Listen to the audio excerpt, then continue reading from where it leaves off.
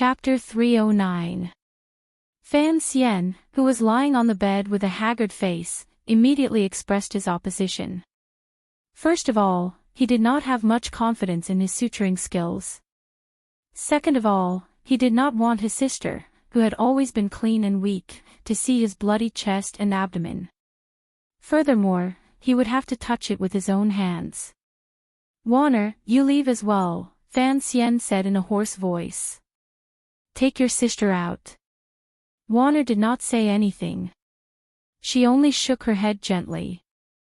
Ruoro insisted, "My hands are the most stable." Hearing Miss Fan speak so confidently, everyone, including the head of the third bureau, was surprised. Fan Xian looked at her. He saw that the girl's usually calm eyes were gradually filled with confidence. His heart skipped a beat. No one knew what he was thinking, but a faint smile appeared on his pale face. "It will be very disgusting later, and you are my family. Logically speaking, I should not choose you, but since you insist, then you can stay." After saying so much, he felt a little tired. Before he could say anything, Warner, who was next to him, shook her head again. She still did not say anything. There was a moment of silence.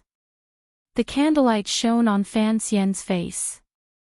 He forced a smile and said, "Then what are you all waiting for? It is only a small operation." The boxes that the third bureau had brought were indeed made according to Fan Xian's suggestion, but the real originator was Fei Jia. And where did Fei Jia learn to do this? Aside from Fan Xian, no one else knew. But now, he was going to be the chief medical officer for his own operation. As he spoke, everyone in Guangxin Palace began to get busy. The palace was luxurious, and there were plenty of candles. They thought of a way to focus the candlelight on the bed, illuminating Fan Xian's exposed chest.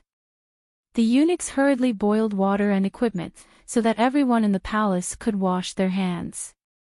Ruoro, on the other hand, carefully listened to her brother as he explained the procedures. The head of the third bureau was, without a doubt, the best anesthesiologist available. The eunuchs became nimble nurses. On the other hand, the imperial physicians who stood at the side in a daze as they watched the crowd bustle about but did not know what they were doing seemed to have turned into third-year medical students who were spectating surgeries in that world. Anyway, it's not a gynecological examination. As Fan Xian thought of this, he gave up on the idea of chasing the royal doctors out. As for sterilization and disinfection, forget it, the palace did not have the means to do so. The crisp sound of metal hitting metal echoed in the quiet Guangxin Palace. Fan Ruoro nodded her head nervously, indicating that her brother was ready. Lin Warner turned her head to look at her sister-in-law worriedly. She then took a white cotton towel and wiped the sweat from Fan Xian's forehead. Fan Xian smiled with difficulty. "Madam, you should wipe the sweat off the doctor's forehead." The head of the third bureau unreasonably prepared to feed him the medicine. Unexpectedly, Fan Xian smelled the aroma and closed his lips tightly, indicating that he would not eat it. "Strychnine is too strong," he said. "You will faint." The head of the third bureau asked gloomily, "What if you don't faint? What if I bounce up in pain later?" Although Fan Xian was not as brave as Guan Gong, he was the only one who was good at this. Of course, he could not allow himself to pass out and leave his life in the hands of his sister. With difficulty, he said, "Use chloroform, but only a little." Only then did the head of the third bureau realize that he had forgotten about the medicine. It was he who had recommended it to Fan Xian in the spring, but Fan Xian had used it on his travels north and south. The third bureau rarely used it.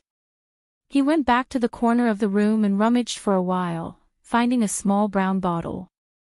He happily walked back and put the bottle under Fan Xian's nose.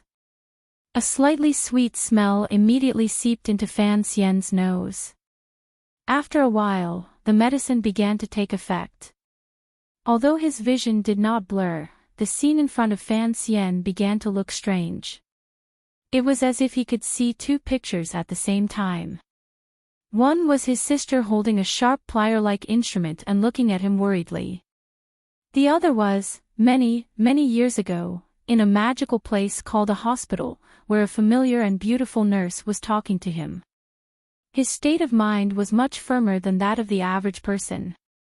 He immediately knew that he was beginning to experience temporary hallucinations.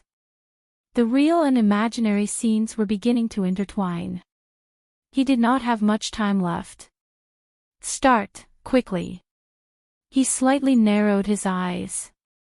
If Ruoro cannot hold on, I will immediately take over. He was very brave. It was as if he was using his own life to protect Ruoro's confidence. But under the effects of chloroform, his mind always easily drifted away from the operation room in the palace, and he forgot that the patient being operated on was him.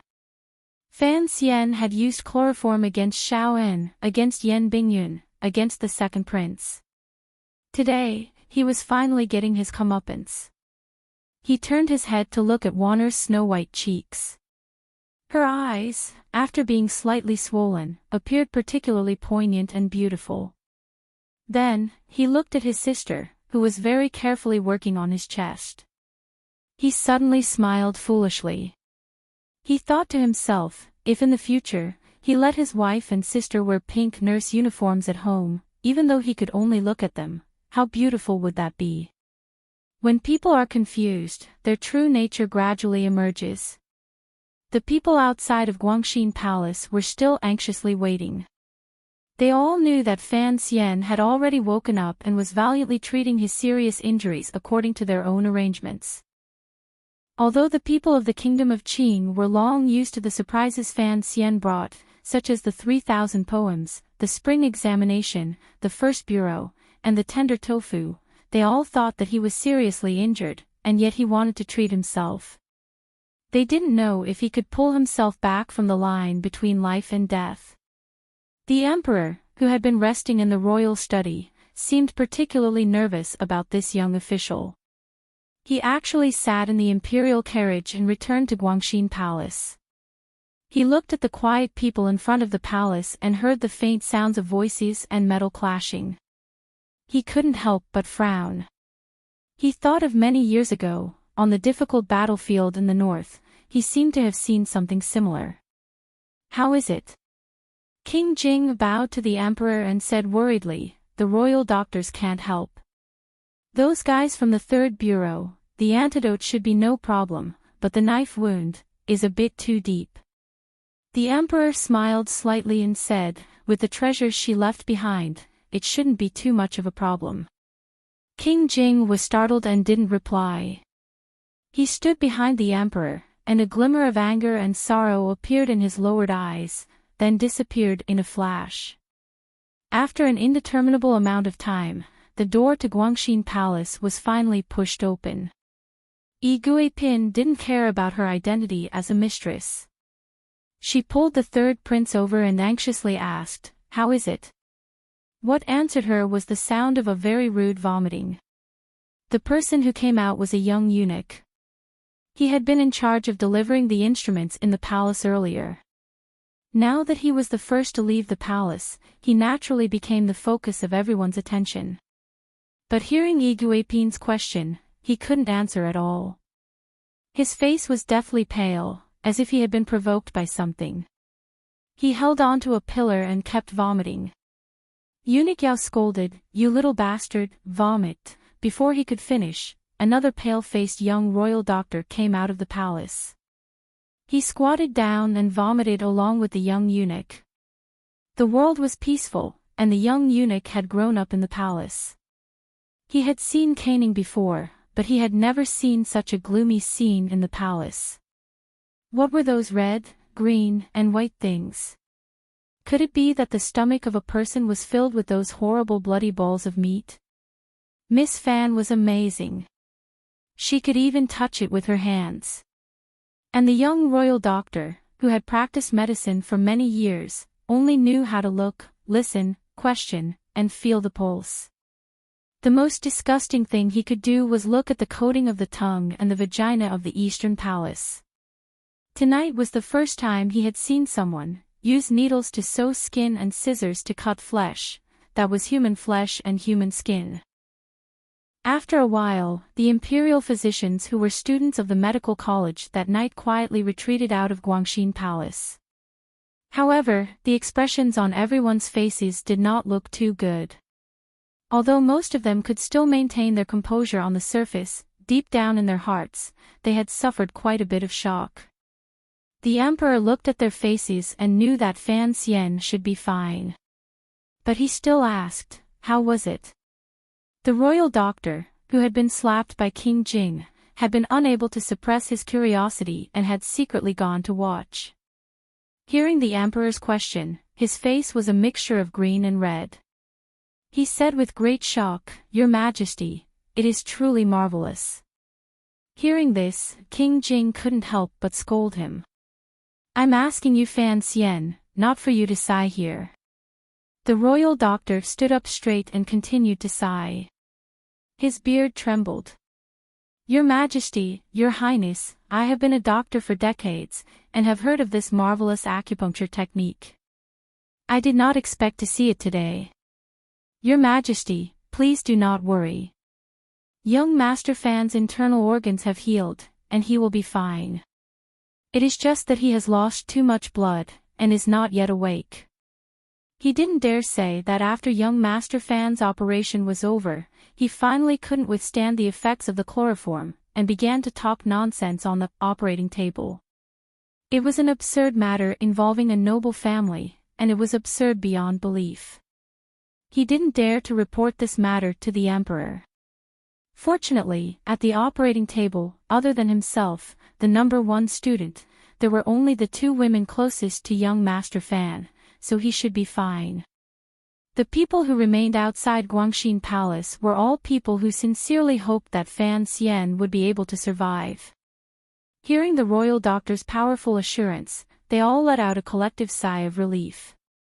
The great prince showed a smile of relief and bowed to the emperor. He did not wait outside Guangxin Palace any longer, and went straight back to his manor. He didn't want people to think that he was expressing goodwill to Fan Xian, and he didn't want people to think that he was trying to figure out the emperor's intentions. He just didn't want Fan Xian to die. Hearing that he was safe, he left in a carefree manner. The emperor waved his hand and signaled for Yi Guipin to lead the exhausted 3rd prince back to the palace first. He then started to walk into Guangxin Palace to have a look. King Jing followed behind him. Unexpectedly, the royal doctor stopped in front of the 2 nobles and smiled bitterly. Before young Master Fan fainted, he said that it would be best if no one went in case. He furrowed his brows and thought for a while. Finally, he thought of a new word. Infection. Fan Xian's words were actually just a request for some peace and quiet. The emperor and King Jing paused for a moment and then agreed. Unexpectedly, they looked at the royal doctor with a fanatical expression. "Your Majesty, I think that young Master Fan's medical skills are excellent, and that he should take up a position in the Imperial Academy of Medicine. He can treat the nobles in the palace, and he can teach students to benefit the people of the Qin Kingdom. As they say, his fame will last for 1,000 years. This was a very good request, and there was no selfishness in it." But the situation was tense, and the emperor couldn't help but get angry before King Jing could. He yelled angrily, "He hasn't woken up yet, and you're taking him for what? Fan Xian is so talented, how could he be restricted to such matters?" King Jing wasn't angry. He chuckled and muttered, "Being a doctor is better than being a patient." The officials of the 3rd Bureau finally retreated and bowed respectfully to the emperor. After receiving a few words of encouragement from the emperor, they left the palace, somewhat exhausted. In Guangxin Palace, aside from the eunuchs and serving girls, there were only Fan Xian, Wan and Ruoruo. Lin Wan looked at Fan Xian with a pained expression, and then at her sister-in-law, whose face was pale. She gently wiped the sweat from her brow. This was what Fan Xian had said earlier. Fan Ruoro's hand, which had been steady until now, finally began to tremble. She knew that under her brother's command, she had accomplished something incredible. Her brother's life should be saved. Her mind relaxed for no reason, and her legs gave way. She almost fell to the ground. Lin Wan held her up, and laughed at herself. She still didn't say anything. The meaning behind her smile was clear. The chicken leg girl felt that everyone around her could help Fan Xian in some way, and only she could forever be a bystander, unable to do anything. Sister-in-law. Fan Ruoro finally noticed Lin Wan's unusual silence. She asked with concern, "Are you all right?" Lin Wan had been stared at by her sister-in-law for a long time, and there was nothing she could do. She smiled and said, "I'm fine." The word "fine" was a little unclear. Fan Ruoro looked closely and saw that there was a faint trace of blood at the corner of her sister-in-law's mouth. She couldn't help but jump in fright, and was about to call for the royal doctor. Lin Wan hurriedly covered her mouth, for fear of waking Fan Xian, who was intoxicated by the chloroform. She stuttered a little as she explained, "Nothing. I just bit my tongue." Fan Ruoro was a little surprised, and immediately understood what was going on. She couldn't help but feel warmth in her heart. She felt a little more love and respect for this young sister-in-law. Earlier, when she was feeding Fan Xian the medicine, Wan was so anxious that she only cared about chewing the pill. In her panic, she bit her own tongue. But she was worried about Fan Xian's safety, and so she endured it until now. The white curtains in Guangxin Palace had long been removed. Now, the moon pierced through the evening clouds, and shone down upon the world. It was a little similar to the white curtains in the palace. The people outside the palace gradually dispersed, leaving behind only enough guards and eunuchs to deliver messages. The serving girls and eunuchs inside the palace rested their heads on their chairs, ready at any moment to see if there were any changes to Sir Fan Jr.'s injury. Another serving girl on night duty quietly removed the extra palace candles. The sister-in-law and sister-in-law sat quietly on the chairs, looking at Fan Xian sleeping peacefully in the dim candlelight. A smile of relief appeared on their faces at the same time. Outside the palace walls, Wu Zhu, dressed in coarse clothing, coldly looked in a certain direction in the palace.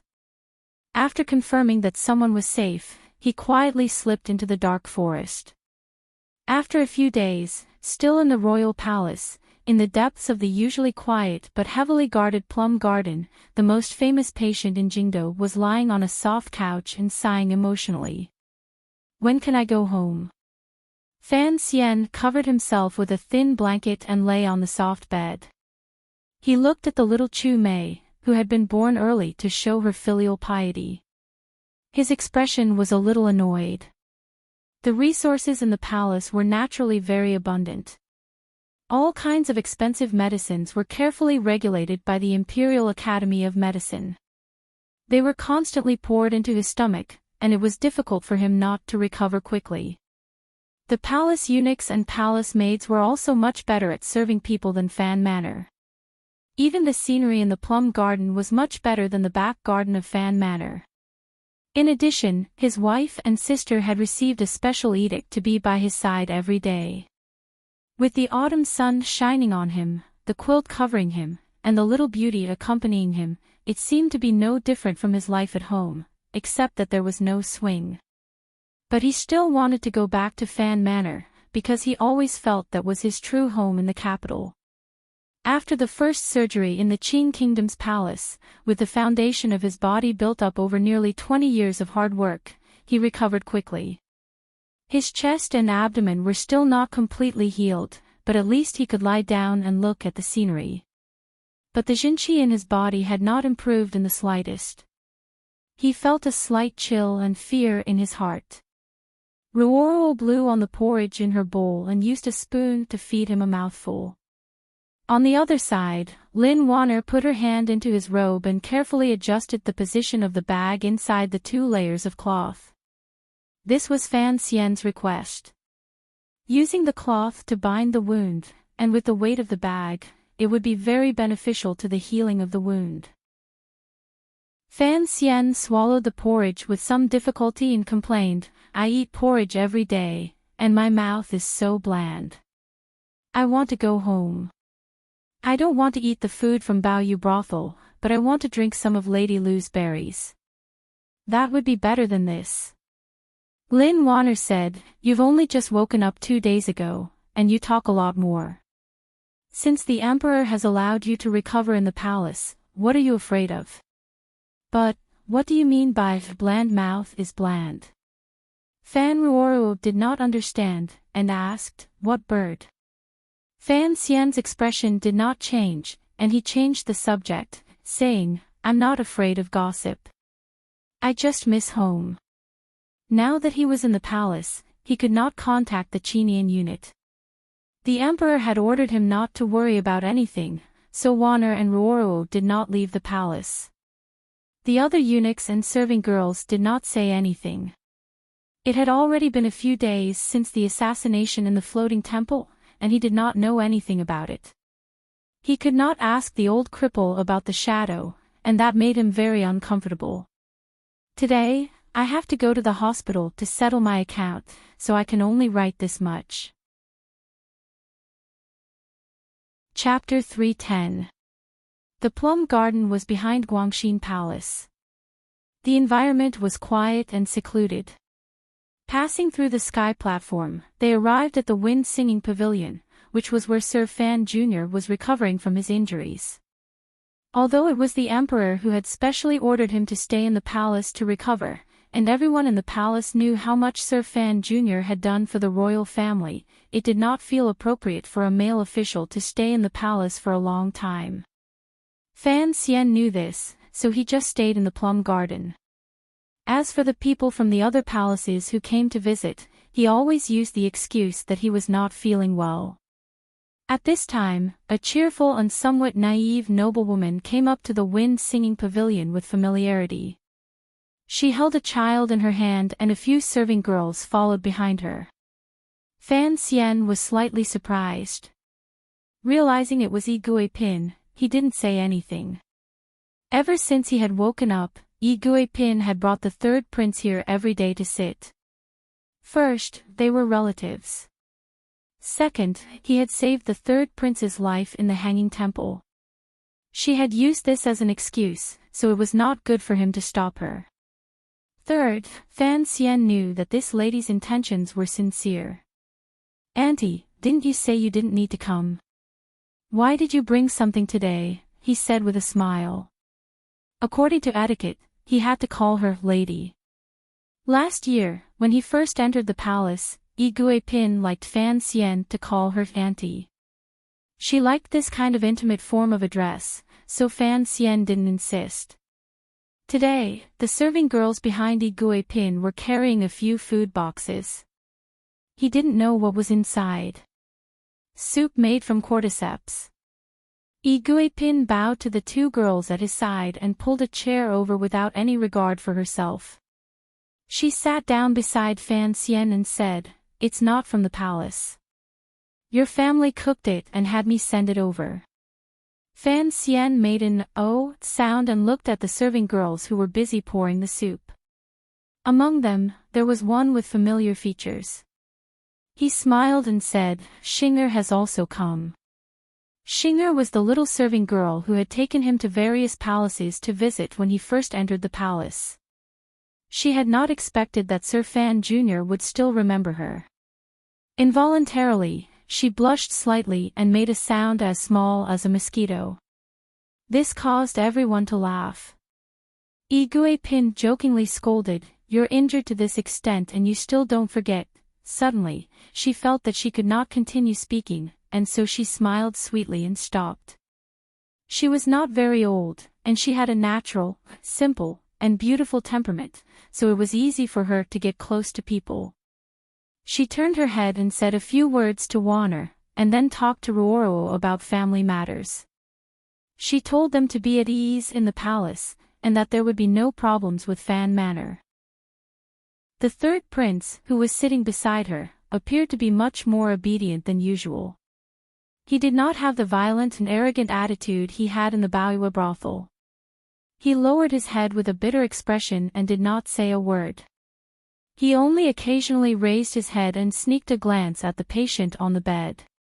What happened in the floating temple had already made him let go of the anger he felt toward Fan Xian in the Baoyu house.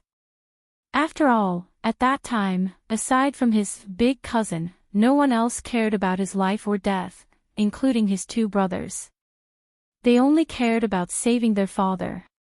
At that time, if Fan Xian had not been there, he feared that his little life would have been cut short by the hands of that 9th-level assassin. No matter how precocious an 8-year-old child was, in the end, he was only at an age where he could judge who was close to him based purely on his likes and dislikes. The third prince looked at Fan Xian's pale face and thought of Fan Xian blocking in front of him at the hanging temple. Fan Xian's incomparably confident and heroic manner made him feel an indescribable sense of respect in his heart. Warner glanced at the third prince and asked with surprise, "Third prince, why are you so quiet today?" The third prince laughed and said, "Sister Chin, it's nothing." Warner became even more awkward and smiled. "It's as if you've changed into a different person." Iguipin glanced at her son with heartache and said, "If it wasn't for Fan Xian, I'm afraid this kid wouldn't even have his life. After such a big fright, it's best if he behaved himself." Fan Xian lay on the bed and couldn't turn his head. He could only watch these women and children talk out of the corner of his eye. With Xing serving him, he slowly drank a bowl of soup made from cordyceps. When Xing took back the bowl, she quickly squeezed the palm of his hand. Her fingertips were incomparably soft and smooth. Fan Xian was slightly startled. He knew that this little serving girl would certainly not tease him at this time. He understood that Iguipin must have something to say to him in private. He paused and then said, "Take the third prince to walk around the garden. Sister, you should come as well." The sister-in-law and sister-in-law looked at each other and knew that he had something to say to Iguipin. They slowly rose and pulled the reluctant third prince into the depths of the garden. On the way, they also took the eunuchs and serving girls who served at the side. At this time, only Fan Xian and Iguipin were left in the wind-singing pavilion. However, it was not convenient for a young official to be alone with a young lady, so Xing conscientiously stayed behind. Fan Xian turned his head with some difficulty and glanced at Xing Iguipin understood and smiled slightly. "She's a little girl from home. She's not afraid." "Auntie." Fan Xian forced a smile. "What is it now that you need to be so careful?" "I've been heavily injured and just woke up 2 days ago." Iguipin waved her handkerchief and smiled. "If I don't come to find you, don't you want to find me?" There was not a hint of warmth in her words, but she knew that Fan Xian wanted to know what was going on outside the palace. The assassination attempt in the floating temple was very strange. Not only were the masters in the palace anxious, but the officials outside the palace were also very uneasy. Even the common people in the capital were talking about it, and they felt that it was very strange. At the dining tables and in the wine shops, people were cursing the assassins and quietly guessing the assassins' true origins. They came up with hundreds of answers. Iguipin knew that the emperor wanted Fan Xian to heal in peace, so he had cut off all his sources of information. It just so happened that she could help him obtain some. "Aren't you afraid the emperor will blame you?" Fan Xian looked at her with a not-quite-there smile. "It's already this time of year." Iguipin's words were very direct. She chuckled. "Other than you, I have no one else to rely on." Fan Xian understood what she meant. There were a total of 4 ladies in the palace who had children. The Empress didn't need to be mentioned, but the princes of Lady Ning and Lady Shu had all grown up. They had their own power, which was Yi Guipin in front of him.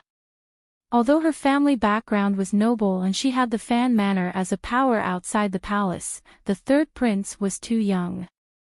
After a moment of silence, he recounted the scene in the Hanging Temple. Although she had already heard it from her son's mouth, Yi Guipin was still very worried. Her hands gripped her handkerchief tightly. It was as if she was worried that the assassin hidden among the guards would kill her son with one blow. After listening to it, she said in a hateful voice, "How could there be an assassin hiding among the guards? I've thoroughly investigated all 3 generations of the guards in the palace. It shouldn't be targeted at the old." Fan Xian smiled. "Can I call him the third prince? You're the older brother. Of course, you can call him that. It's not targeted at the third prince." Fan Xian quietly explained. "Perhaps the assassin will kill the third prince, but the emperor is still his true goal. And, don't worry. Although the crown prince is a bit worried about the power of the family, and my relationship with the second prince is not very good, the third prince is still too young. He shouldn't be the first target." To say these words in the palace was indeed a bit bold. Although there was no one around the wind-singing pavilion eavesdropping, Yi Guipin's expression still changed. She smiled unnaturally. What she was most worried about was whether there were people in the palace who had ill intentions toward her son. Hearing Fan Xian's explanation, she relaxed a great deal. She then began to tell the fan manor in a quiet voice about the situation of the investigation outside the palace. Fan Xian didn't know the progress of the investigation. Because of her paternal family, she had many spies outside the palace. What she found was pretty much the truth. Gong Dian has already been captured. Fan Xian made a light sound of acknowledgement and did not reveal the shock in the depths of his heart. Yi Guipin used the word captured. It meant that the court had already decided on this matter. However, it was not strange. As the commander of the imperial army and the head of the guards, when the assassination happened in the Hanging Temple, he was not at the emperor's side. Just this reason alone was enough to trample Commander Gong to the ground. In addition, countless feet would step on him and make it so that he would never be able to rise again. What Fan Xian was more interested in was what this extremely muddle-headed commander was doing at the time. He was in Luozhou, 40 li to the south of the capital. Using his own words, he went to do something by imperial edict. As Yi Guipin spoke, she revealed a confused expression. Even if Gong Dian wanted to absolve himself of a crime, he could not say, by imperial edict. Once these words reached the emperor, it would immediately be seen through. As for what he went to do, the Overwatch Council interrogated him for 2 days and still did not explain clearly. Fan Xian involuntarily sucked in a cold breath and sighed. I always knew Gong Dian was an honest person, but I did not expect him to be so stupid. Fan Xian shook his head and sighed. Since it was not the emperor's edict for him to go to Luozhou to do something, then it must be that person. However, the problem is that an assassination had occurred. How could he bring that person out as a reinforcement? Even if he brought it out, the emperor would not admit it. I'm afraid he would die even faster. Yi Guipin still could not get used to Fan Xian's straightforward and bold words. She smiled bitterly and said, "These things, let's not worry about them. Yes, we have no right to care." Fan Xian sighed. The Yi family is going to be in big trouble this time. Has the identity of the assassin been investigated? The first assassin to act was the 9th level ace who died. A glimmer of lingering fear flashed through Yi Guipin's eyes. I heard it was an assassin from the manor of the left virtuous prince of Shihu. He has already infiltrated Qing Kingdom for 14 years. How did he get involved with Shihu? Fan Xian asked with surprise. How could a Hu person work in the palace for so long without being discovered? This Hu person has a powerful background. Yi Guipin thought for a moment, organized her words, and explained. Only now did Fan Xian know that the Hu assassin who died at the hands of eunuch Hong was the descendant of the fake princess sent over when the Qin kingdom was founded. Although many years had passed, she still retained the appearance of a Qin person. In reality, this marriage was very famous. When Shihu was at its worst, the other party had wanted to plead for peace and submit. They had sent a group of descendants from that marriage group back to Jingdo. However, the Qin people firmly refused their submission. That group later miserably returned to Shihu. No one expected that they would leave an ace in Jingdo and choose this time to explode. How did he sneak into the palace to become a guard? Who did the procedures? The person who did it died a long time ago. Yi Guipin furrowed her brows. So it has become an unsolved case. Fan Xian raised a finger in his heart. He had finally touched upon a three-dimensional aspect of this matter. The eunuch is still alive. Given the methods of the Overwatch Council, they should be able to find out, he said in a low voice. Yi Guipin nodded. They have investigated very clearly. The eunuch is the descendant of a nobleman who died in that storm in Jingdo 15 years ago. Back then, too many people died in Jingdo, so a servant from the nobleman's manor carried him and escaped. At the time, he had just been born, so he was not recorded in the register. The servant must have committed suicide, and then the baby was adopted by a farmer in the suburbs of Jingdo. Later, he entered the palace from the palace. How did the dagger get hidden there? Fan Xian thought that this was the real problem. The eunuch should not have been able to create this kind of arrangement. Yi Guipin's next words overturned Fan Xian's thoughts. 3 years ago, the eunuch was responsible for cleaning the top floor of the Hanging Temple before the chrysanthemum viewing party. It was at that time that he hid the dagger. The Overwatch Council has already found the owner of the dagger and confirmed the time. Fan Xian furrowed his brows. Since the eunuch was a remnant of that bloody night 15 years ago, he knew that bloody night. It was done by the emperor, Chen Pingping, and his father to avenge his mother. At that time, the largest nobles in the Qin kingdom were all uprooted. Who knew how many people died in Jingdo? Even the empress's family was cut down until not a single leaf was left, leaving her alone to guard the palace. Who knew what this eunuch's background represented? Shihu, noblemen, these people had the motive and courage to assassinate the emperor, but how did they get together? Did the Yi family have any reaction?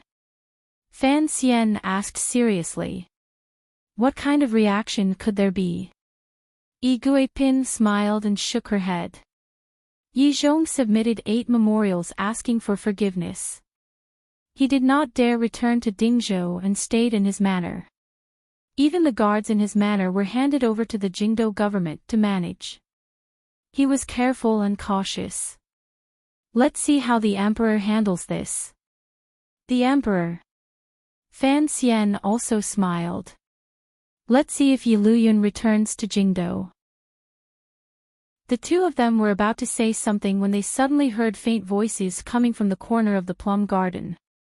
They fell silent and began to talk about other things. First, Fan Xian expressed his apologies to Duke Yi's manor for what had happened to the Baoyu brothel. Yi Guipin, on behalf of the House of Duke, thanked Fan Xian for his bravery in disciplining the children. He had prevented the future of the House of Duke from slipping into an unpredictable abyss. The host and guest chatted happily and then said their goodbyes. What did they say?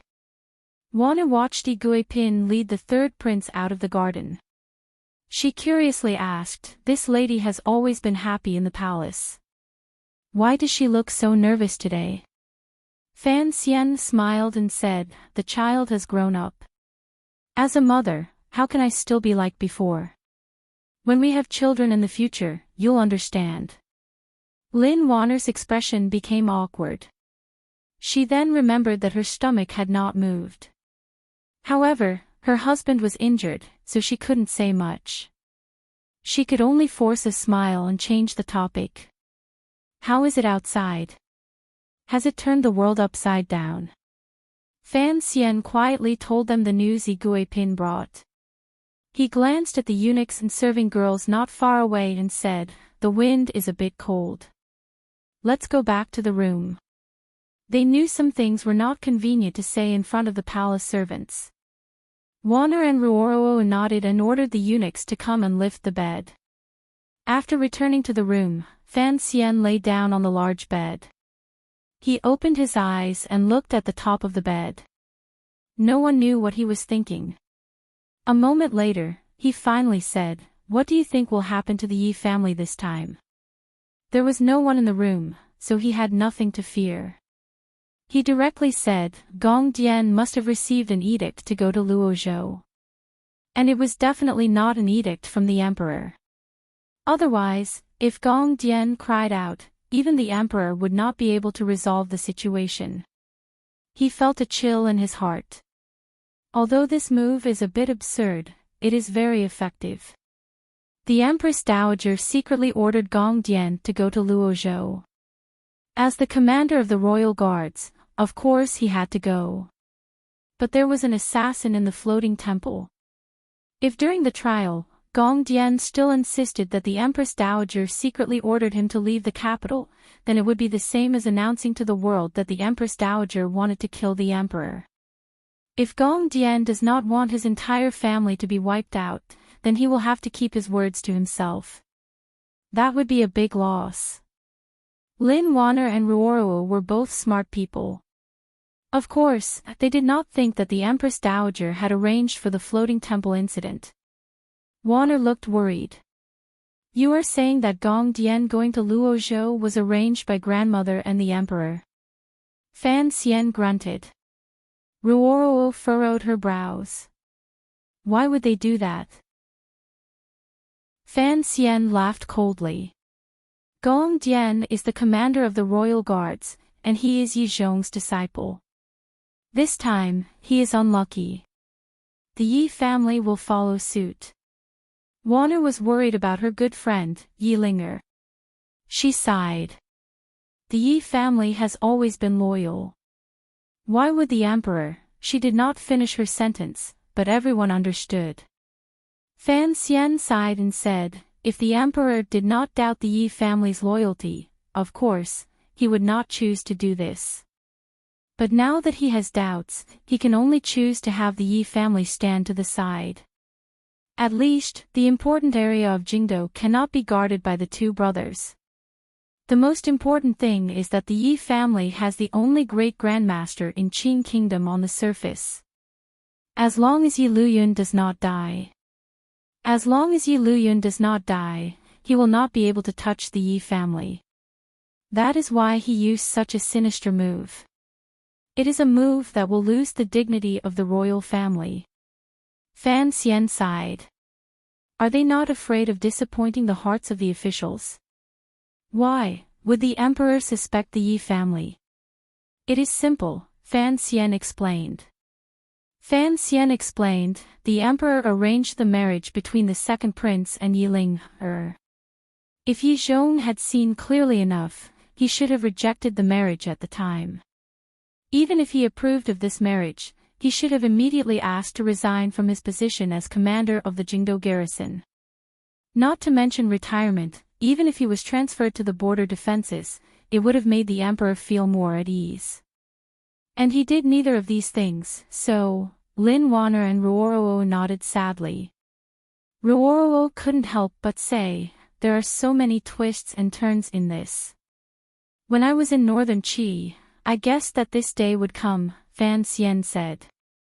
I just did not think the emperor would use such a petty method. Wanner suddenly said, it looks like the assassination in the Hanging Temple was something the emperor expected.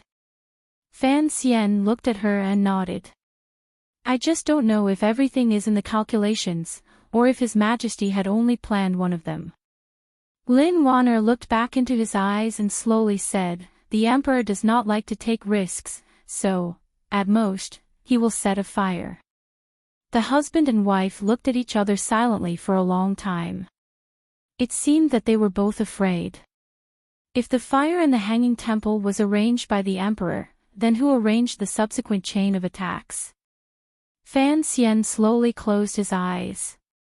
In a quiet voice, he said, "The assassin's plan is too clever. So clever that I don't believe this is a plan that one organization, or perhaps several organizations, could come up with. It was just a coincidence," he continued. He continued to say, "The assassins who were hiding in the palace suddenly realized that the situation in the floating temple was very suitable for them to suddenly explode. So, without any discussion, and without any premeditated planning, a series of assassinations suddenly erupted. In the end," he said to himself, "it is clear that this is a trap. It is a trap that completely exceeded the Emperor's expectations." In a gloomy building not far from the palace, Chen Pingping sat in his wheelchair and didn't say a word. The 7 heads below him were also silent. They didn't know what to say. The Emperor was assassinated. Other than the Imperial Army, who had to bear the greatest responsibility, the Overwatch Council also had to bear the consequences. If the commissioner, who was lying in the palace, had not saved the situation, perhaps the Overwatch Council would have been like the Yi family, waiting for the palace to need them. Yen Bingyun, who had officially become the head of the 4th Bureau, coldly opened his mouth and broke the silence in the secret room. The assassin buried among the guards in Shi Lake, the eunuch who survived the bloody night 15 years ago, and the brother of the legendary Siga sword. It is impossible for these people to come together to plan such a situation. Furthermore, we still haven't found out who set the fire. According to news from various places, the Brocade Guard of Northern Qi is currently in chaos. They have no time to plan this. Dong Yi has also shown no signs of planning this. The acting head of the 6th Bureau also coldly opened his mouth. Furthermore, Siga Jian has a younger brother. This is only a matter of legend. No one knows if this person truly exists. The 2nd Bureau of the Overwatch Council was responsible for gathering and analyzing intelligence reports. The leader wore an expression of apology and said shamefully, "There is no intelligence at all.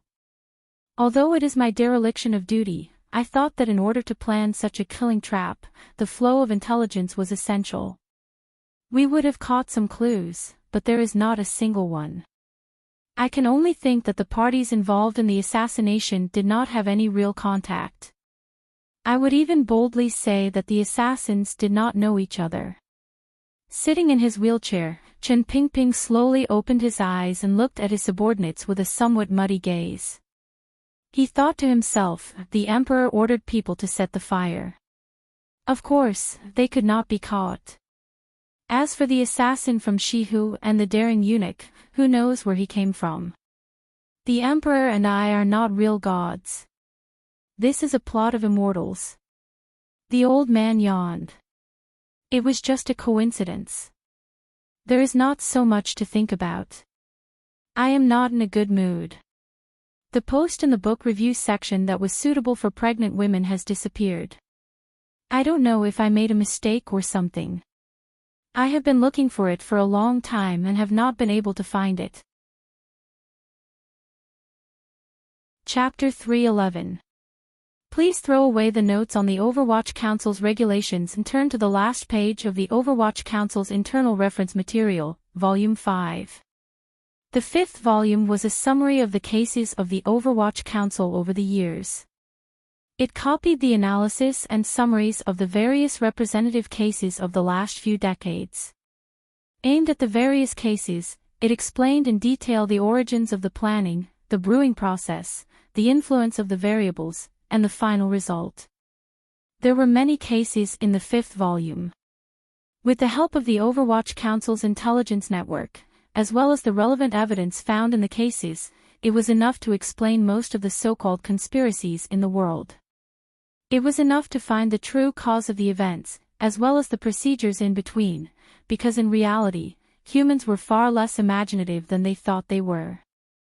But there was also a type of case where people could only dig up one or two sides of the story, and could not explain everything.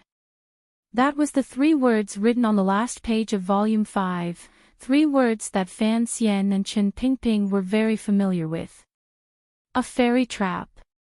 A fairy trap referred to a situation in which there were variables that could not be determined by common sense, resulting in a situation that even the gods could not predict.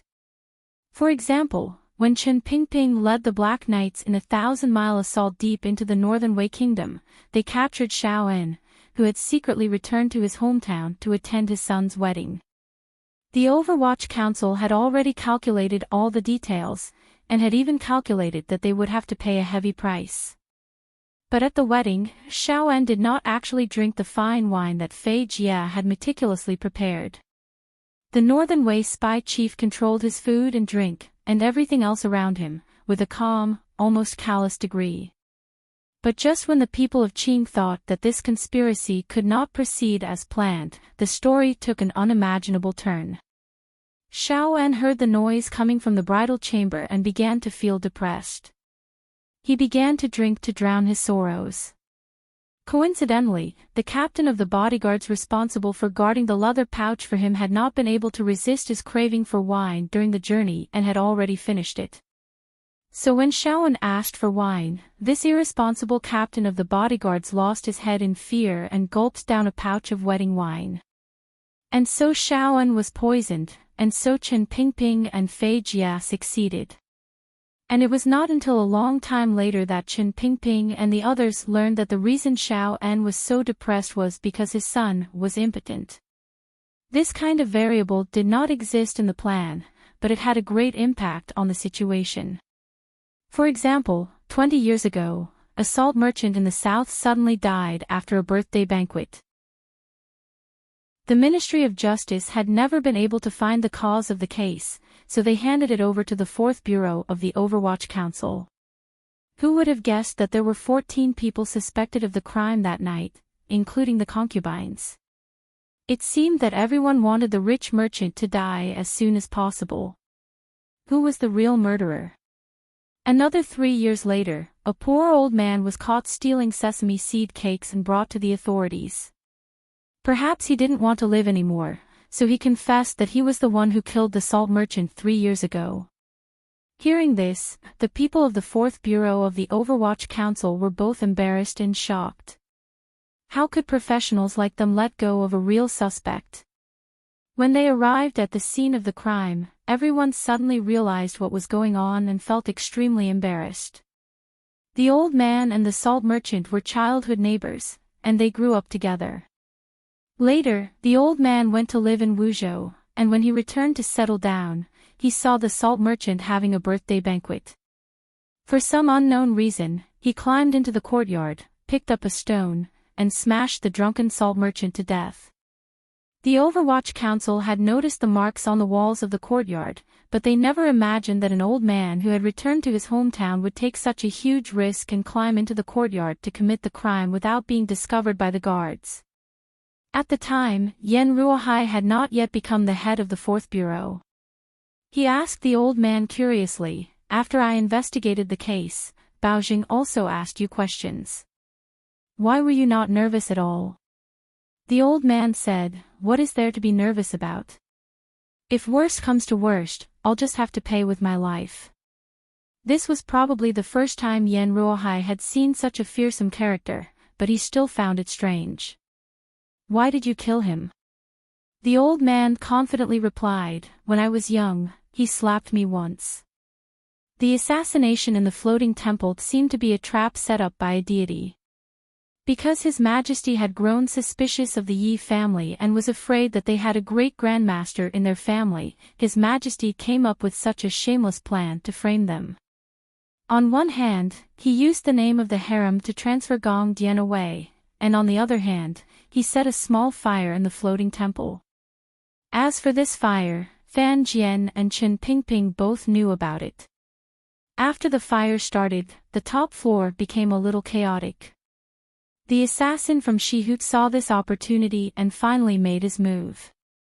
He had been in the palace for more than 10 years, and he could not endure it any longer. This kind of life was hard to bear. 3 years passed, and another 3 years passed, and he did not know when it would end. At the time, Eunuch Hong was protecting the Empress Dowager, and his judgment of Fan Xian's power was slightly off. So when he saw the Emperor only a few steps away from him, he made his move. The guards made their move, giving the white-clothed swordsman another opportunity. The white-clothed swordsman made his move.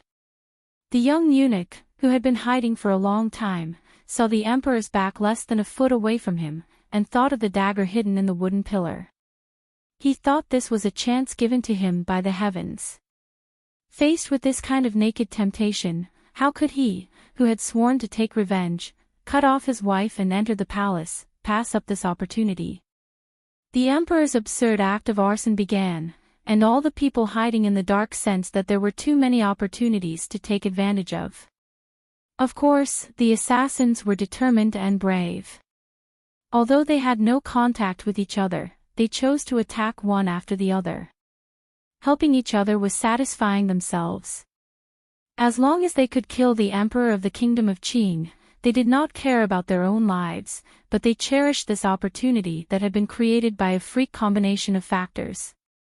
They came from all over the world, and for the same goal, they walked together with determination and tacit understanding.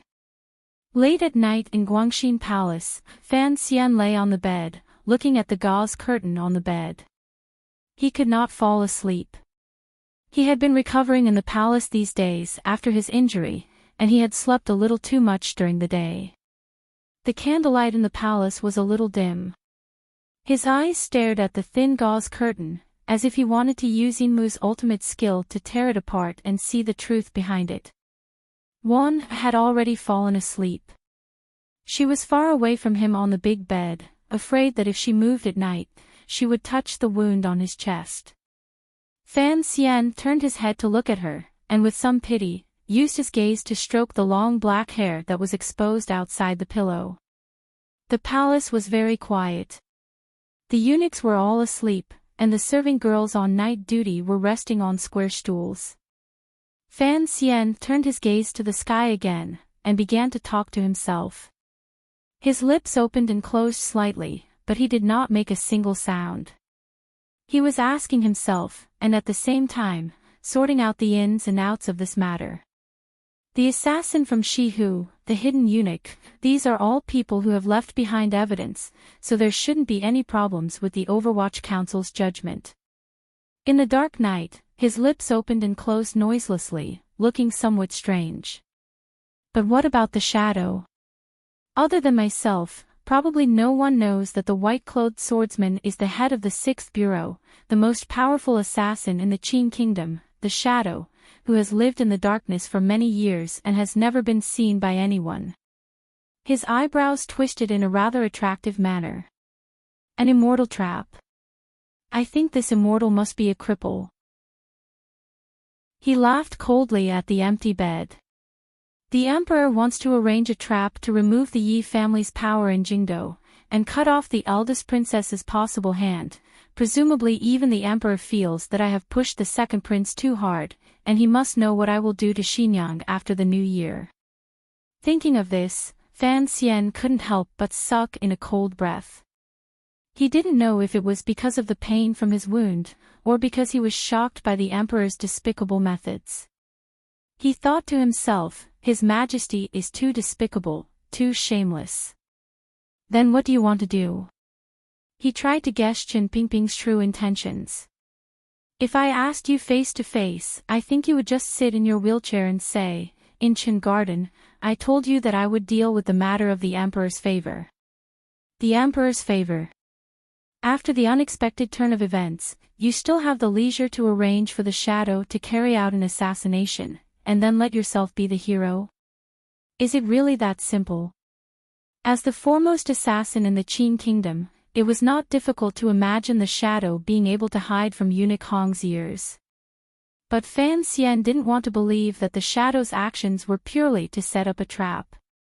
He wanted him to save the emperor's life, and in doing so, receive the unshakable favor of the emperor. The movement was too big, and the result was not rich enough. It didn't match Chen Pingping's calculative personality, so he always felt that Chen Pingping was hiding something from him.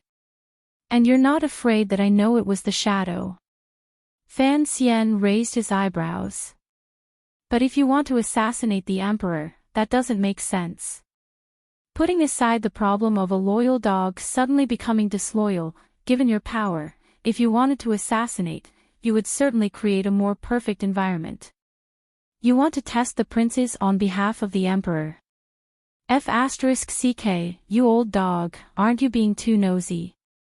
And I don't think the emperor wants to be so frightened. After thinking about it, he was entangled in the situation, unable to extricate himself. He could only sigh and slowly fall asleep. But even in his dreams, he still believed that his mother's old comrade must have hidden the deepest and darkest thoughts in his heart, unwilling to give anyone the slightest opportunity to pry. There is no such thing as a true immortal trap in this world. Chen Pingping sat in his wheelchair and spoke quietly to the blindfolded man in the forest. You also know that the 5th volume mentioned the death of the salt merchant. The reason why the old man who stole the sesame seed cake was able to easily kill the salt merchant was because the servants and guards in the manor had long been bribed by the concubines. They were very happy to see someone help them do this. And the old man's action against the salt merchant was not as simple as the salt merchant slapping him in the face many years ago. The precise reason was that the salt merchant had stolen the old man's wife. The hatred of the wife's murder is always greater.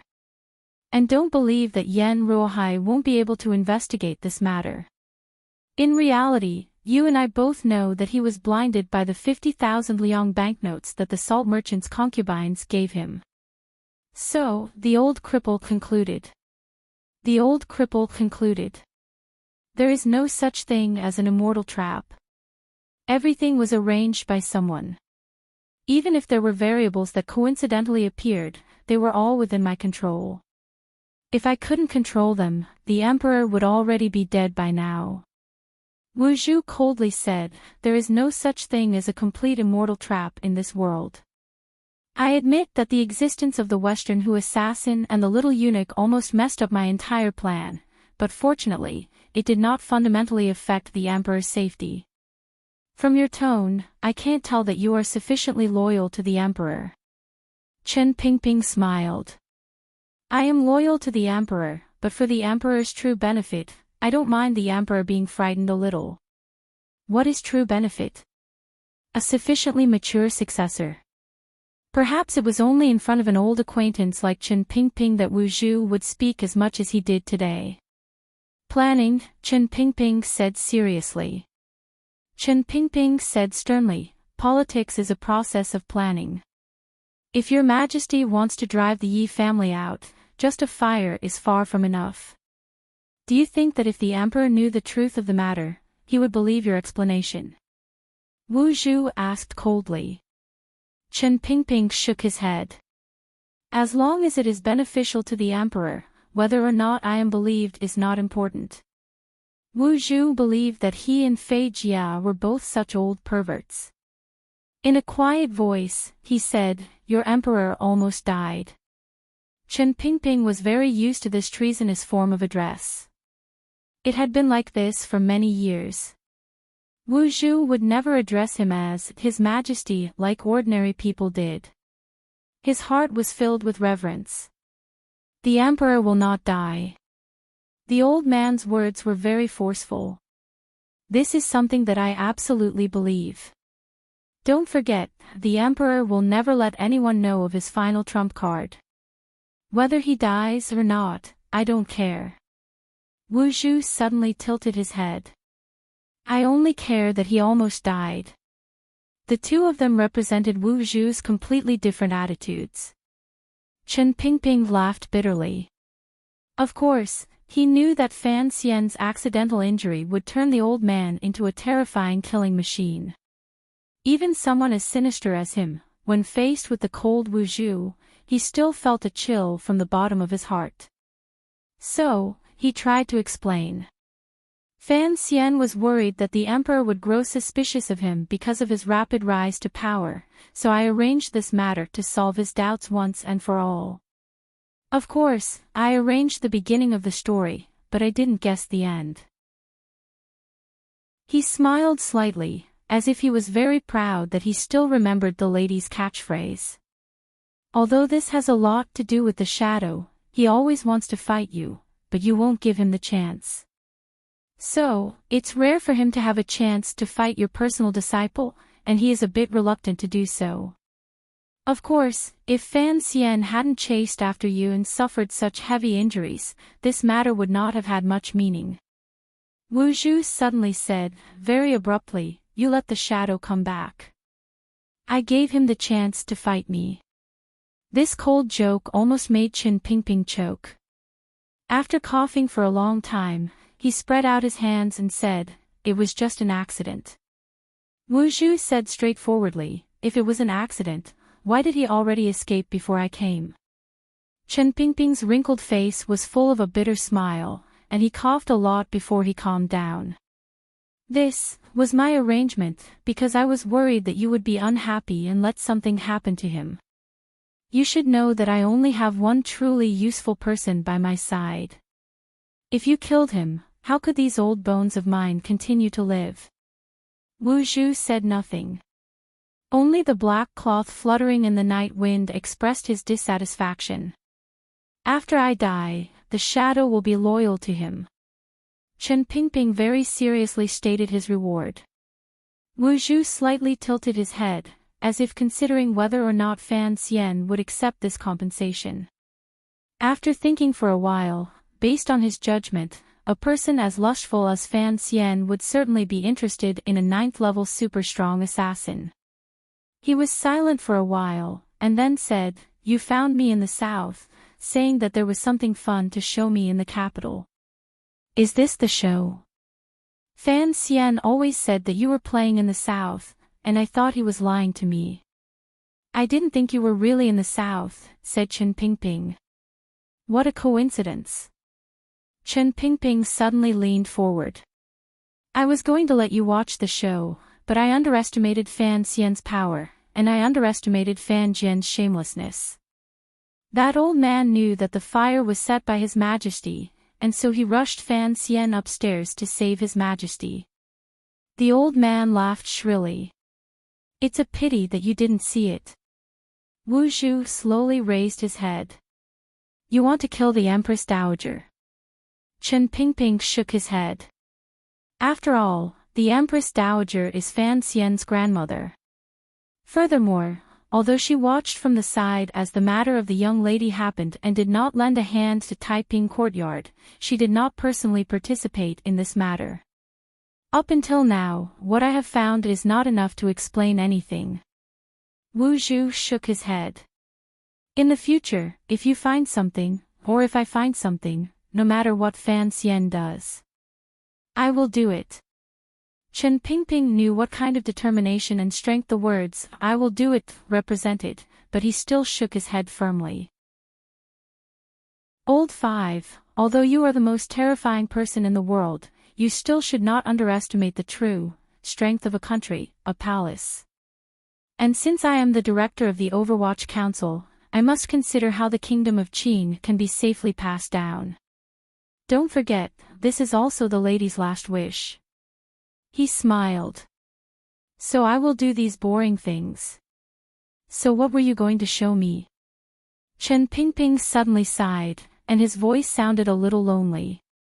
Since this show has not yet begun, let's not talk about it now. Wu Zhu's reaction was not like that of an ordinary person's. It seemed that he had no interest in asking questions, and quickly turned around, ready to disappear into the darkness. We haven't seen each other since you took the young master to Danzhou. Qin Pingping suddenly sighed behind him. We haven't seen each other in 17 years, and you're leaving so soon. Wu Zhu paused, and said 2 dry words. Take care. Then, he really did disappear into the darkness. Given Wu Zhu's power and temperament, for him to say, "Take care," was already a miraculous thing. At least, Chen Pingping felt a glimmer of warmth in his heart. The old servant of Chen Garden came over and pushed his wheelchair into the room. Chen Pingping seemed to be thinking about something. Suddenly, he let out a sigh of satisfaction and said, "Tell me, to be able to successfully lure those two extremely patient guards and eunuchs into action, do I count as a very powerful person? But I have to thank that assassin from Shihu. If he had seen Fan Xian go upstairs, he would have continued to lie in ambush, and this would have been very boring." The old servant smiled bitterly. "The director's calculations are flawless." Chen Pingping sighed. "I was born to be busy, and I never forget to pull out the nails for His Majesty. How could I compare to His Majesty?" He stayed in the palace for a few more days, until the frost grew colder, and there were signs of snow falling in the sky. At Fan Xian's strong request, the Emperor of Qing finally allowed him to go home. After the rescue in the floating temple, anyone with eyes could see that Fan Xian had recovered from his injuries in the palace. The Emperor was furious. From all these details, he found that Fan Xian had not only recovered to his original state, but it was even better than before. After all, he had used his own body to block a fatal sword. Even if it was an act of seeking favor, it was a favor that he had exchanged his life for. Not many people would be jealous of him, they were just jealous. On the day Fan Xian left the palace, all the palaces sent him generous gifts. Even the Empress was no exception. The gifts from the second prince's mother, Lady Shu, were especially generous. Rumors spread through the palaces. Other than Ning Kai, who was generous, and Yi Gui Pin, who was close to the Fan family, no one dared to look down on this matter. Even the Empress Dowager had given Fan Xian the evil bead, which she had used for over a decade, so the concubines did not dare to be careless. Fan Xian was half lying in the carriage. Although the wound on his chest had not completely healed, he could at least turn over a little. He lifted a corner of the curtain and looked at the perfectly round pearl in his hand with the help of the sunlight. He narrowed his eyes and thought, could it be that the real grandmother has finally accepted my existence? Along the way, Lin Wan He and Ruoru were the happiest. After staying in the palace for so many days, they were rather bored. Furthermore, Fan Xian's wounds were getting better each day, which made them feel much more at ease. The carriage arrived at the front gate of Fan Manor. Between the two stone lions, wooden boards had already been laid on the steps. The gate of Fan Manor opened wide, as if welcoming an imperial edict, and carefully ushered the carriage in. Normally, a carriage could not enter the manor directly from the front gate, but the young master was so injured that it had to be arranged properly. The carriage drove directly to the back of the manor, and Ting Zijing and a few others carefully lifted Fan Xian down. Cece carefully guarded him. She did not have the right to enter the palace, and had been worried sick at home. Fan Xian looked at her blushing cheeks and laughed a little. He turned his head and saw his father and Lady Lu. He saw the faint concern in his father's eyes, which was feigned calmness, and his heart warmed. He said quietly, "Father, I'm back." What the old cripple wants to do will be revealed in the 7th volume of Emperor of the Dynasty. The 6th volume is called Pleasure Before the Palace. Of course, after this, the old cripple will stay in the Qin garden to look at the beauties and not come out for 10,000 years. The true reason for the assassination in the Hanging Temple will not affect Fan Xian's happy life in any way. Of course, this paragraph does not count. To be continued. If you want to know what happened next, please go to www.cmfu.com. There are more chapters. Support the author and support the original reading. Chapter 312. The development of the matter did not exceed Fan Xian's expectations. The great Grand Master of the Qin Kingdom, who traveled the world like a lone swan, still did not return to the capital. The Yi family quietly accepted the arrangement and was forced to separate themselves from the entire defense system of the capital. Of course, in the middle and lower levels of the arrangements, they still had some power left, but they were unable to make too big of a splash. They had already lost the power to directly influence the future of the court. If this had happened and Yi Luyun had returned to the capital, the seemingly solemn and amiable emperor in the palace would have shown his most ruthless side. Even if it meant damaging the strength of the Qin kingdom, he would have eliminated the Yi family. A noble family that controlled the capital and was about to marry a prince. Most importantly, they had the support of a great grandmaster. If they had shown the slightest intention of rebelling, it would have been forcefully suppressed. In the end, Yi Luyun did not return to the capital. This meant that the Yi family had no choice but to accept the current situation. Of course, for Yi Luyun's sake, the emperor saw that the Yi family had never truly weakened their loyalty, and would not make things too difficult for the Yi family. Yi Zhong was still stationed in Sangzhou, and his title of nobility and military service had not been reduced. His rewards were even greater than before. Even the straightforward and somewhat cute Gong Dian had committed such a great crime, but the emperor did not punish him severely. He only took away all of his military service, gave him 30 strokes of the cane, and demoted him to a commoner. The Yi family felt wronged, but for the stability of the Qin kingdom, they could only make this sacrifice. Fortunately, they could use this opportunity to leave the capital, a place of trouble, and it was not necessarily a bad thing. In reality, the ones who were most disappointed were the eldest princess, who was far away in Xinyang, and the second prince, who was currently under house arrest in his manor. How preposterous! Fan Xian looked at the council report that Mu Tai had sent him and could not help but shake his head. After the Yi family temporarily retreated, the defense of the capital was something that everyone in the court was watching.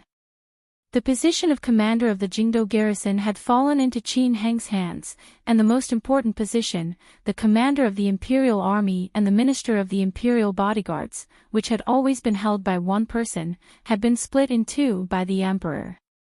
The minister of the imperial bodyguards was temporarily vacant. According to the news from the palace, it should be Eunuch Hong who was temporarily in charge. And the commander of the imperial guards was actually the first prince. Fan Xian was referring to the emperor's appointment. In the history of this time and space, there had never been a precedent of a prince taking the post of commander of the imperial army. Why? It was precisely because he was afraid that those audacious princes would use their soldiers to rebel. However, the emperor had given the position of commander of the imperial army to the great prince. There was also a crown prince in the eastern palace. What was the emperor thinking? The first prince's birth mother, Lady Ning, was an eastern barbarian. Logically speaking, the throne should never have fallen to him. Mu Tai did not dare to respond. He reported to Fan Xian the recent work of the first bureau. Seeing that the commissioner seemed to be tired, Mu Tai quickly excused himself. "Teacher, take a break." In private, Shi Chanli was still used to calling Fan Xian teacher and not sir. He looked at Fan Xian's complexion, which was clearly lacking in qi and blood. His heart ached as he said, "The emperor has given a clear edict for you to not be involved in council affairs for 3 months. It is clear that he wants you to rest well, yet you refuse to listen." His teacher was very fond of him, and as a student, he felt a little proud of himself. Fan Xian shook his head and jokingly scolded him, "Why don't you stay at Baoyue brothel? Why do you come to my study every day?" Shi Chanli gave a wry smile and said, "That place, it feels wrong to stay there." Fan Xian laughed and chased him out. He also told him to call Deng Ziyu in. Deng Ziyu entered the study, and Fan Xian's face immediately became serious. He asked, "What is the council's conclusion about the white-clothed assassin?" Although he knew that it would be impossible for him to dig out the secret in Chen Pingping's heart, it would be a shame to give up the resources that the old cripple had in his hands and not use them to make guesses. Deng Ziyuk shook his head and said, although the emperor called out the assassin's identity in the hanging temple. He gave a wry smile and said, Sir, you know that the emperor is not a martial artist. His words cannot be trusted. Sigurd did have a younger brother, but he has been missing for many years. Everyone is guessing whether or not he was killed by Sigurd when he took over Dongyi. So, the council has been very careful in expressing their opposition. Fan Xian was a little surprised. He was surprised that the Overwatch Council did not get rid of this tale under Chen Pingping's guidance. Or was it that Chen Pingping was confident that the Shadow's true identity could not be guessed, and so he did not do anything? But Deng Ziyu said the second, but with embarrassment on his face. Since your majesty has said that he is Sigurd Jian's younger brother, as officials, it is not appropriate for us to directly object. Particularly, we do not know if your majesty's casual words will affect the movements of the court in the next few years. Fan Xian laughed. The Qin kingdom loved martial arts, and everyone knew that. Last year, when he was assassinated on Nyolan Street, the emperor used this opportunity to send troops to the north and take back a large piece of land. Now, all of the officials were used to the emperor's habit of finding excuses to go to war, and they did not dare to try to be clever. As for the matter of the hanging temple, Fan Xian should have personally gone to the Overwatch Council to interrogate the eunuch and look at the assassin's body. But he knew how muddy the waters were, and he was still thinking about whether or not he should get too involved. Another reason was that, in his current physical condition, none of his family, including his father, would allow him to leave the manor. He did not dare to leave. Young Master Fan, who valued his life as much as gold, had lost all of his Xinqi. He did not know when he would be able to get it back. He was extremely disappointed, and he was especially careful about his own safety. Of course, Fan Xian would not reveal his true situation to anyone. The door to the study was pushed open with a creak. The guards outside did not respond. Fan Xian lay on the bed and turned his head to look. It was indeed Wan and his sister. Deng Ziyu saw the faint anger on the faces of his wife and daughter, and he knew it was time for him to leave. He bowed and respectfully retreated. Fan Xian wanted him to tell Bingyun to come to the manor, but he did not have the opportunity to do so. You said you would take care of yourself, but you just don't want to. The sister-in-law and sister-in-law worked together to change his dressing and feed him medicine. They also tried to persuade him. Fan Xian gave a wry smile and said, maybe it's because I didn't think of a good name. I can't stay idle. Not only could he not stay idle. Ever since Fan Xian left the palace and returned home, the Fan Manor became the busiest place in the capital. Every day, officials from the 3 departments, 3 temples, and 6 ministries came to visit the commissioner.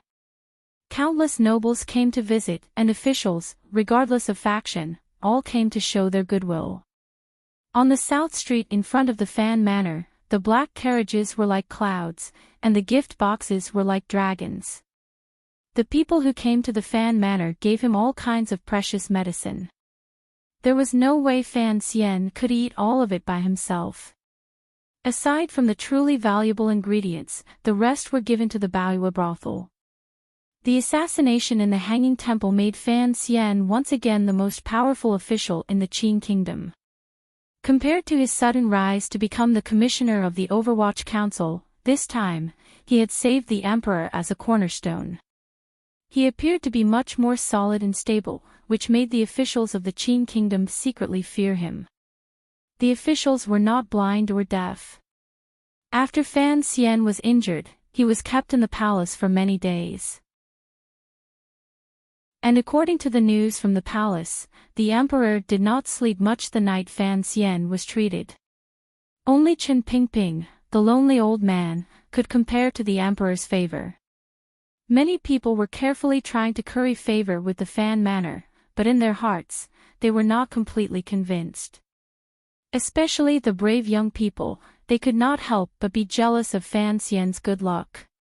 When the emperor was assassinated, why were they not by his side? This time, the family earned a lot of money. Fan Xian was speaking seriously, and he was not joking. In his previous life, if a county was sick, it would cost at least tens of thousands. Furthermore, he was a high-ranking official in the Qin kingdom, where bribery was becoming more and more common. "It's been hard on you, master." Lin Wanner smiled lightly, and fed him some medicine like she was coaxing a child. She was of noble birth, and did not care about the flattery of the officials. Fan Xian, who was recuperating, was not in the mood to receive the officials who claimed to be there to see him but were actually expressing goodwill. These officials all had their own backgrounds, so Minister Fan could only suffer. Other than routine ministry work, most of his time was spent greeting the guests. Fan Ruoro complained, "These people came once, and they took turns to come again. Aren't they afraid of annoying me? All the officials are fine." Lin Wanner suddenly thought of something, and her face showed admiration. She looked at Fan Xian and smiled. "The scariest one is the royal doctor. That old man is a very patient man. He came 4 times, and you refused to see him. In the end, even the emperor sent word to him that you would not go to the Imperial Academy of Medicine, but he still refused to give up. As a matter of fact, I heard from Master Ting that the royal doctor came again today. He is sitting in the study room, and he refuses to leave. A cup of tea has turned into water, and he pretends not to see Master Ting's expression." She sighed. "What a powerful man." Fan Xian laughed bitterly. Although he didn't say anything, he admired the thick-skinned Qin Kingdom's #1 imperial doctor. That night in the palace, the royal doctor had no confidence in his medical skills, but that did not affect his decision to stay in Guangxin Palace and secretly learn from him. Later, he discovered the wonders of Fan Xian's medical skills, and made up his mind to bring Fan Xian to the Imperial Academy of Medicine. At the very least, he wanted Fan Xian to pass on his strange medical skills. His determination was strong, and he repeatedly visited Fan Xian and refused to leave. His methods were shameless and strange. In the eyes of the doctors of the Qin Kingdom, surgery was naturally incomparably magical, but Fan Xian knew that he was just lucky at the time, and there were some crucial problems that made it very difficult to spread this knowledge in the current world. He tilted his head to look at his sister, who was carefully adjusting the bandages around his wound. He suddenly thought of a possibility, but immediately shook his head. The 3 of them were alone in the study room, and the atmosphere was just right. Unexpectedly, someone gently knocked on the door. Fan Xian furrowed his brows. "A guest has come to visit," the servant outside the door reported respectfully. This time, even Lin Wanner furrowed her brows. "Didn't I say I wouldn't see anyone?" Fan Xian smiled bitterly at the great prince, who had come uninvited, and said, "It's so convenient to be in the palace. You didn't go to the plum garden to see me, why have you come today?" Lin Wanner also pouted. "Brother, there are many people in the manor right now. Why have you come to join in the fun?" The great prince looked at her helplessly. He had watched this sister grow up. She had only been married for a year, and all her thoughts were on her husband's family. There isn't much to talk about. The brother and sister bickered a bit more, and the great prince had no choice but to admit defeat. Using a trick of moving flowers to catch Jade, he said in a low voice, "The great princess has also come with me. She is talking to Lady Fan. Sister Qin, you should go and see." The great princess he spoke of was the woman who had come all the way from northern Qi for a marriage alliance. Fan Xian was slightly surprised. He hadn't thought that the man and woman had cultivated such feelings before marriage, and that the palace allowed them to come and go as a pair. He then thought of the few conversations he had with the great princess on the way back, and couldn't help but be surprised. Lin Wan and Fan Ruoruo were incomparably curious about this foreign princess, whom they had only heard of but never seen. Furthermore, they knew that the great prince must have something to say to Fan Xian, so they rose to leave. The study room quieted down. Fan Xian raised his right hand slightly, indicating that the great prince should have some tea. In a quiet voice, he said, "Congratulations, Your Highness." Naturally, he was congratulating the great prince for taking the position of commander of the imperial army. The great prince's eyebrows rose, and then immediately relaxed. He said lightly, "What is there to congratulate? I was originally the general of the Western expedition." Fan Xian smiled. "Although I have been demoted by 2 ranks, how can the central command of the imperial army be the same as the Yin Mountains on the border?" The great prince looked at him, unsure if there was some other meaning hidden in his words. After a moment, he said, "I do not want to be the commander of the imperial army. I would rather go to the north and replace Yan Xiaoyi." Fan Xian shook his head, thinking that the emperor had sent Yan Xiaoyi far away and had the Yi family firmly under his thumb. He was guarding against that crazy woman in Xinyang. If you go to the north, of course, Yan Xiaoyi will be happy, but the emperor will be very unhappy. Don't tell me that the great prince came to see a sick person like me today to talk about his unhappiness in the workplace. He laughed lightly. I can be a competent listener. Not just a listener. The great prince stared into his eyes. Although he didn't understand what the word workplace meant, he said, I want to ask for your help. He called himself I, not the great prince. Fan Xian noticed this change, and began to feel slightly nervous. It seemed that this great prince, who had Dongyi blood in him, was very serious in asking for his help. Good heavens! He sighed bitterly in his heart and looked at the great prince. Your Highness, the commander of the imperial army is a very important position. The emperor trusts your loyalty, and that is why he made this arrangement. Fan Xian is an official, how can I make such presumptuous comments? The great prince shook his head. Fan Xian, to tell you the truth, when I first returned to the capital, I did not think much of you. When I was in the West, I heard that there was an immortal poet in Jingdou. But I am a general, and I have never believed in such romantic things. How can they help the people of the world and the court? He then changed the subject. But after returning to the capital for a few months, I saw that your actions were ruthless and pure, and that you were very talented. Not to mention the fact that you made things difficult for the second prince, but the incident in the Hanging Temple changed my opinion of you. And in the palace, you were able to cure your near-death injury. The prince, whose face was slightly dark, said solemnly, Now, I cannot think of anything in this world that can trouble you. So in this matter, you must help me. Faced with countless compliments, Fan Xian fell silent. Chen Pingping had once said that the great prince in front of him was different. Since he was young, he had purposely stayed away from the palace. He wanted to be as far away from that chair as possible. Now, the emperor, who killed without a blade, was going to drag him into muddy water. No wonder he wanted to resist in his anger. The great prince's power was mostly in the military, and the court did not have many talents in the field of strategy. But the fact that he had come to find Fan Xian was unexpected. Although Fan Xian was happy to see that among these brothers, there was one who could maintain a rare open-mindedness and brightness, and he sympathized with the other's situation, he still shook his head firmly. Your Highness, it is not that I do not dare, it is not that I do not want to, it is that I cannot. After all, Fan Xian is only an official. The Overwatch Council cannot meddle in the affairs of the court. The great prince sighed. His visit today was a bit presumptuous and even risky. But looking around the capital, other than Fan Xian, who else could he go to?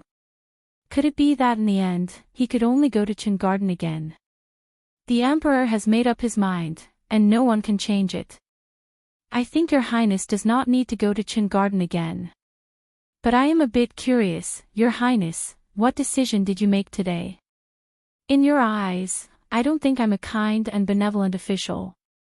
Fan Xian seemed to be able to guess what he was thinking.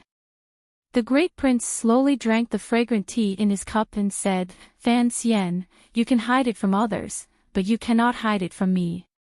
Do not forget, I was also in the Hanging Temple at the time. Based on the fact that you first saved my little brother and then father, I know you are a person worthy of trust. Fan Xian was silent. He did not think that the values formed in that world would make the Emperor and the Great Prince both have a strange kind of trust in him. The Great Prince came today to express his attitude to the Overwatch Council.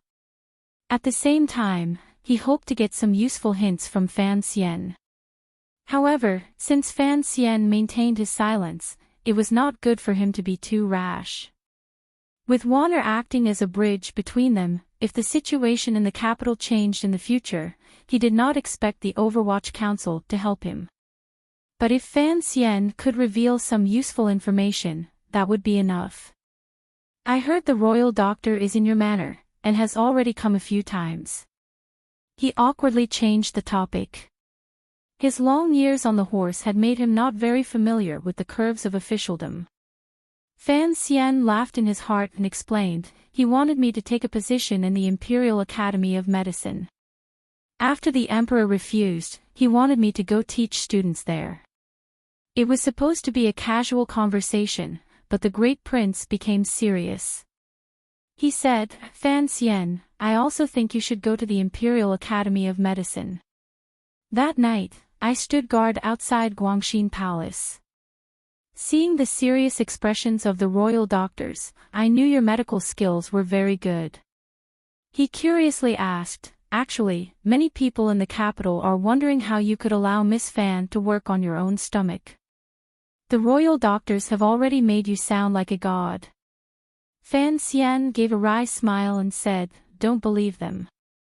Everyone knows that Fei Jia is my teacher.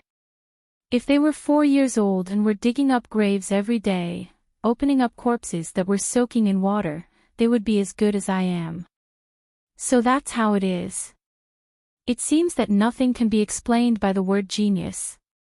The Great Prince sighed and continued, of course, the Imperial Academy of Medicine is not as powerful as the Overwatch Council, but it is more peaceful. The idea of the royal doctor is very simple. If your medical skills were taught, who knows how many lives could be saved. He looked into Fan Xian's eyes seriously and said, saving people is better than killing them. And I have been in the army for many years, so I know what a good doctor means to those injured soldiers. Why would I teach them medical skills? To benefit the world. The royal doctor must be thinking the same thing. Exactly. Your Highness, so your secondary purpose today is to help the royal doctor persuade you. No wonder the topic changed so strangely earlier. Fan Xian laughed. Seeing him laugh so proudly, the Great Prince's face gradually darkened. He said, do you think we are all talking nonsense?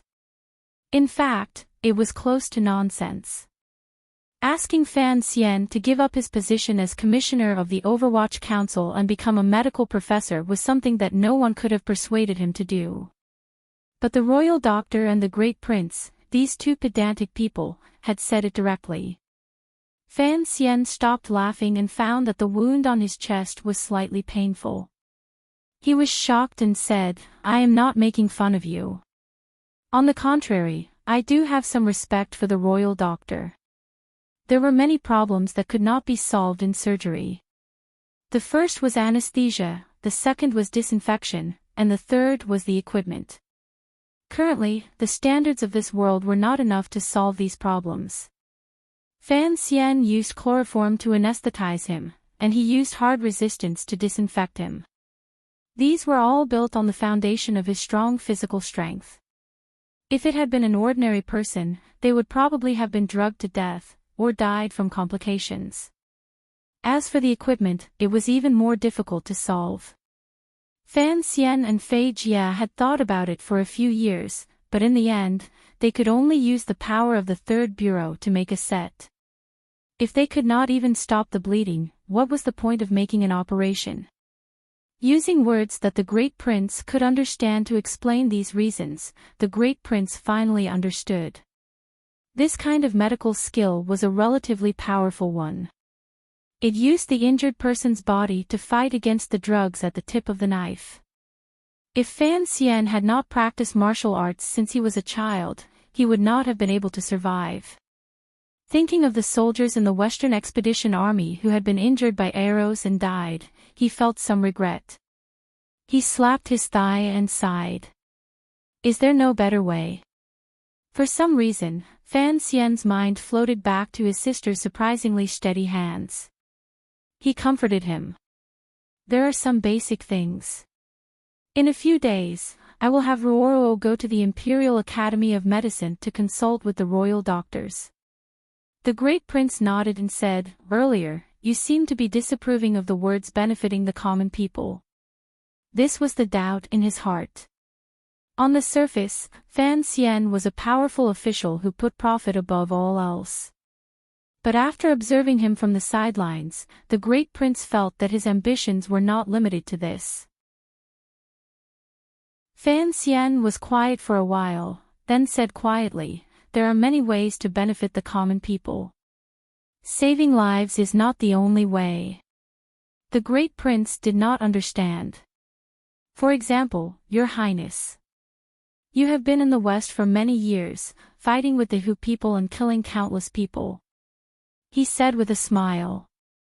But you have prevented the Western Hu from invading. Is that not benefiting the common people? No matter how steady the Great Prince was, he had to accept this flattery. Another example is me. Although everyone thinks the Overwatch Council is just a sinister and terrifying secret agency, if I can use it in my hands and do my best to lean on the right path, make the Qing Kingdom unbreakable, and the people can live and work in peace and contentment, is that not benefiting the common people? Perhaps the goal is the same, but there are many ways. The more Fan Xian spoke, the more excited he became. He was very much like the middle school Chinese teacher from his previous life. He told the story of Lu Sun abandoning medicine to become a scholar with a smile on his face. Of course, it was an old story from 1,000 years ago that he had come across in an ancient book written by Zhuang Mohan. The Great Prince was stunned. Saving the people's bodies is not as good as saving the people's spirits. He slapped his thigh and said, but the Qing Kingdom is not as weak as the country in the story. Why is there a need to use words to educate people? These words were true.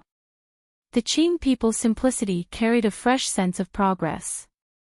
It was very different from the air that Lu Fu found difficult to breathe at the end of the Qing dynasty and the beginning of the Republic. Fan Xian smiled and said, so, not only am I abandoning medicine, I am also planning to abandon literature.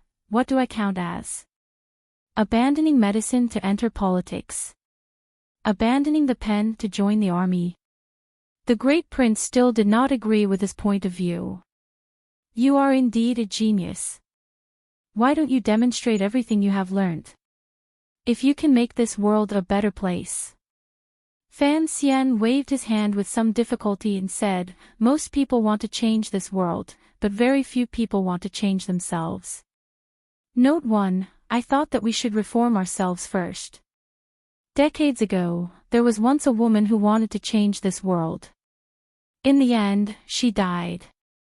Fan Xian did not want to follow in her footsteps. He was more afraid of death and more selfish. As they spoke, a clamor suddenly came from outside the window. The sound was joyous. The Great Prince glanced at him and said with a smile, looks like the edict to reward you has finally come. Fan Xian smiled self-mockingly and didn't say anything. hidden in his clear eyes was only worry for his own body. That was all. He did not rush to worry about the world. Note 1, this is a QQ signature that I happened to see. At the time, I thought it was very interesting. I immediately thought of countless Qing Chuan, Ming Chuan, Tang Chuan, and other worlds. Fan Chuan will not walk the path of changing the world. One reason is that I am lazy and he is also lazy. The second reason is that he is too damn diligent. The third reason is that my level of knowledge in certain areas is very poor. I can't write it. For example, surgery. I really don't know how to do it. If there is something absurd and laughable, please just laugh it off and forgive me. P.S. No more P.S. I ran away in tears. I copied a poem and put it here. It will be used later. A dream of glory, half a piece of scholarly papers, the waves of the sea are thousands of zhang. The hooves of horses shatter the frost of the forbidden street, listening to the rooster sing several times. Dusty clothes, the heart of the Jianghu. Out of the royal phoenix net, admiring Qi Shouyang, sighing that Han Ping did not end. Early in the paper, the demonic form. Author, Wang Yuanting. The above does not count. Chapter 313. The person who came to Fan Manor to announce the edict was Eunuch Yao. With the sound of 3 cannons, the Fan Manor busied themselves for a while before setting up the incense table and setting up the routine. Everyone in the manor waited in the great hall. The great prince and the northern Qi princess did not find it convenient to stay in the manor, so they left. However, the imperial doctor remained resolutely in the study. The imperial edict entering the manor was a major event. Even Fan Xian was forced to be carried out of his bedroom. Fortunately, the palace remembered that he was recovering from his injuries, so they ordered him not to get out of bed to receive the edict. It could be considered a special favor. He listened to Eunuch Yao's sharp voice and found that the emperor had indeed rewarded a lot of things this time. It took a while for him to finish reading them. Naturally, he did not take these rewards to heart, so he did not listen carefully. On the contrary, he felt that the eunuch's voice was very hypnotic. Lying on the warm and soft couch, his eyelids were slightly closed. He was about to fall asleep. Minister Fan coughed gently and used his gaze to remind Fan Xian. After a slight shock, Wanner gently pinched Fan Xian's palm. Only then did he manage to open his eyes. In the end, he only heard something about 500 bolts of silk, how many mu of land, how many gold ingots, how many silver ingots. In the end, there was nothing new. The Fan family lacked everything, but not silver. This was something that the Qing people knew, so the emperor was not prepared to make too much compensation to Fan Xian in this area. He only had Fan Xian restore his title of nobility and conveniently raised Fan Jian by 1 rank. Father and son shared the glory. After the official edict was announced, everyone in the hall silently dispersed. Only then did Eunuch Yao begin to quietly read the emperor's secret edict. The secret edict was not secret, but the benefits of this edict could not be announced everywhere. Fan Xian's spirit rose. Hearing that the emperor had transferred 7 tiger guards to him, only then did he feel that the emperor was not too stingy. In his joy, he unconsciously left out the emperor's other 2 edicts. Presently, what he was most worried about was his own personal safety. Next year, he was going to Jiangnan. Who knew if he would be able to recover his Jinqi at that time? Uncle Wu Zhu was increasingly not taking his life seriously. He still had to rely on himself. Outside the garden, Fan Xian saw the 7 familiar tiger guards. The leader was Gao De. These tiger guards had accompanied him on a diplomatic mission to northern Qi a few months ago, so of course they were acquaintances. Now that they had been sent by the emperor to protect Commissioner Fan, they were very happy. Staying with Sir Fan Jr. was much more comfortable than staying in the darkness behind the Emperor. Furthermore, Sir Fan Jr. was skilled in martial arts, so they did not have to worry too much. Led by Gouda, the tiger guards with long knives on their backs half knelt on the ground and saluted Fan Xian in unison. "Greetings, Commissioner." Fan Xian coughed twice and smiled. "Rise. We are all old acquaintances. From now on, my life depends on you." The tiger guards thought Sir Fan Jr. was joking, but they didn't know how to respond. They laughed dryly, not knowing that Fan Xian was speaking the truth. With the 7 tigers by his side, even if Haitang suddenly went crazy and wanted to kill him, he would not be afraid or helpless. "Go see father first." Fan Xian gazed at Gouda and said in a quiet voice, "Although normally, you shouldn't do this, since you are going to follow me, there is no need to be too cautious." Gouda nodded. He was very grateful to Commissioner Fan for pointing it out. He walked excitedly toward the front of the manor in a rush to see his old boss. Embroidered pillow. Fine wine. Clothes. There's even a musical instrument. Fan Xian was in his room. Only now did he begin to listen carefully to the list of rewards. He glanced at his wife and forced a smile. "Although I was once a functionary, I never knew how to play this." "It's just the rules of the palace," Lin Wanner explained. Seeing Fan Xian's hesitant expression, she did not say that the rewards included things like toilet bowls. At this moment, the garden in the back of the manor was a mess. Ting Zijing was outside the manor arranging for people to receive the rewards from the palace, while the Ting family was busy in the storeroom sorting things. If there were some important things, they had to come to the room to ask for the young mistress's permission. Seeing the wife of the Ting family sweating profusely from running in the cold, Fan Xian couldn't resist sighing and saying, "Is this a reward or punishment?" The wife of the Ting family beamed and said, "Even if it's a stitch or a thread, it can't be sloppy. This is all a blessing from the palace. In all of Jingdo, who else can receive so many rewards at once? The young master has gained a lot of face this time." "Rewards can't be eaten," Fan Xian said self-mockingly. "Using one's life to exchange for face, it's better to not want it." Lin Wanner opened her mouth almost at the same time as him. Both husband and wife looked down on this reward. Wanner probably still felt that the emperor's uncle had bad intentions and hoped that the more generous the reward, the more her husband would block a knife for him in the future. "The emperor is truly stingy," Fan Xian said with a smile. "When you reported the amount of gold and silver, I listened carefully. That amount is truly pitiful." Lin Wanner smiled and said, "You still care about that? It's just a meaning. The more complicated the reward, the more it shows the emperor's concern for your injury. How can I not care?" Fan Xian raised his brows and said, "Our family is completely relying on that bookstore to support us. It's not good to have to go to the front manor and ask my father for a use, right? He does have a lot of silver in his hands, but I can't always live off the elderly." The words "live off the elderly" were simple. Lin Wanner vaguely understood.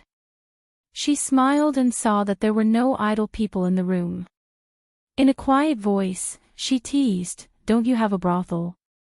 I hear that one can earn tens of thousands of liang of silver a month." Fan Xian laughed in spite of himself.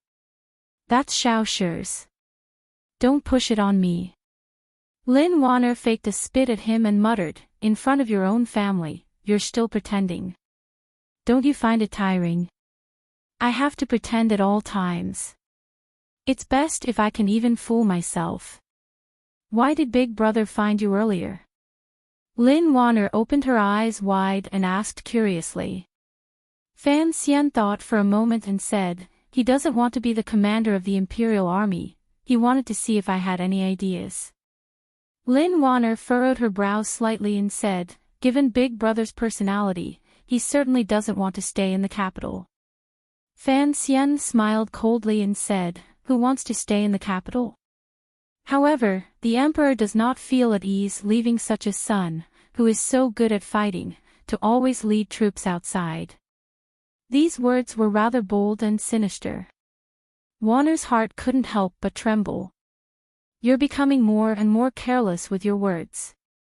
I can only speak more plainly in front of you, Fan Xian sighed. Fan Xian sighed. I am willing to help His Highness, but I am just an official. I have no right to speak on these matters. I really do not know how His Highness is so blinded by lard that he has the courage to speak so clearly to me. Perhaps Big Brother thinks, for my sake, you won't harm him. Lin Wanner smiled bitterly. Ever since he was young, his way of thinking has always been this simple. The water in Jingdo is too deep. I've swum for half a day and found that I still haven't reached the bottom. Fan Xian furrowed his brows and said, when we go to Jiangnan in the spring, you and I will go together. We will strive to stay there for a while longer and truly stop for a while. I just don't know when the time comes, will the court give you the identity of an imperial envoy to investigate the palace treasury first or directly give you an empty position? Lin Wanner analyzed seriously. If I have the identity of an imperial envoy, I can't bring my family. If, in name, I have to stay in Jiangnan for a long time, it's fine for me to go. Fan Xian shook his head and said, who cares how they arrange it? In any case, I am going to take you. These words are unreasonable, Lin Wanner said with a smile. There was a bit more sweetness in her heart. She also understood that given Fan Xian and her identity, no matter how much they broke the rules, no one dared to say anything. However, she didn't know whether or not the ladies in the palace would agree to her going to Jiangnan. Her body had been weak since she was young. The furthest she had gone was the winter she had spent in the Tsang Mountains last year. Hearing Fan Xian say that it seemed that she might go to the legendary picturesque Jiangnan to see, she was very happy. Don't overstep the bounds. She suddenly thought of something. Looking at Fan Xian, she said, although the emperor has sent a secret edict for the tiger guards to protect you, the people of Jingdo will eventually know. Although you are heavily injured and the tiger guards have a good reason to come, the tiger guard's identity is different. It will be very eye-catching by your side. Fan Xian stretched out his hand to stroke the slightly prickly beard on his lips and said with a smile, relax, the emperor is a clever person. The reason he had the tiger guards come to the manor is to protect you, the princess. A knocking sound came from outside the room. Fan Xian shook his head angrily. He was not angry that someone had come to disturb him at this time. Rather, he found that after he had lost all his xinqi, he was far less sensitive to the changes in his surroundings. At least, he could no longer hear the sound of approaching footsteps far in advance. Fan Ruoruo led the imperial physician into the room. Seeing that Lin Wanner was also in the room, the imperial physician hurriedly bowed in a panic and then turned his face away. The Qin kingdom was not like northern Qi. It did not have as many rules between men and women. Furthermore, the imperial physician was old enough to be Wanner's grandfather. His pedantic action immediately made everyone in the room laugh. Father said that since you are in good spirits, you should talk to the imperial physician. Fan Ruoruo looked at her brother with a pained smile. Fan Xian's heart chilled. He knew that his shameless father had finally been unable to withstand the imperial physician's painstaking efforts and had pushed him to his pitiful son to handle. However, he had long made up his mind about the request of the Imperial Academy of Medicine. Smiling merrily, he gazed at the imperial physician and said, "Sir, I understand why you have come." The imperial physician opened his mouth to speak, but Fan Xian quickly stopped him. However, with my appearance, it is impossible for me to leave the manor to teach. He looked at the old man's angry expression and said, however, I will dictate some content in the manner, print it into a book, and send it to you. The imperial physician stroked his beard and seemed to feel that this was a pretty good result. After a moment of silence, he said, it's just that in the way of medicine, the most important thing is to teach personally. It's not very appropriate to just look at books. Fan Xian took a few breaths and said, after the book comes out, if there are any difficulties, I will have Ruoro explain it. Hearing this, the imperial physician's face was full of fear. How could we let Miss Fan show her face in public? During the operation in the palace, he had watched from the side. He knew that Miss Fan had personally performed the acupuncture. He had never doubted her methods. Ruoro doesn't know much. I still have to teach her at home. Fan Xian sighed. I presume that the great prince has already conveyed my opinion. This matter cannot progress too deeply. However, there are still some things that we should pay attention to. We can discuss them with the imperial physicians. He continued to smile. Furthermore, my teacher is about to return to the capital.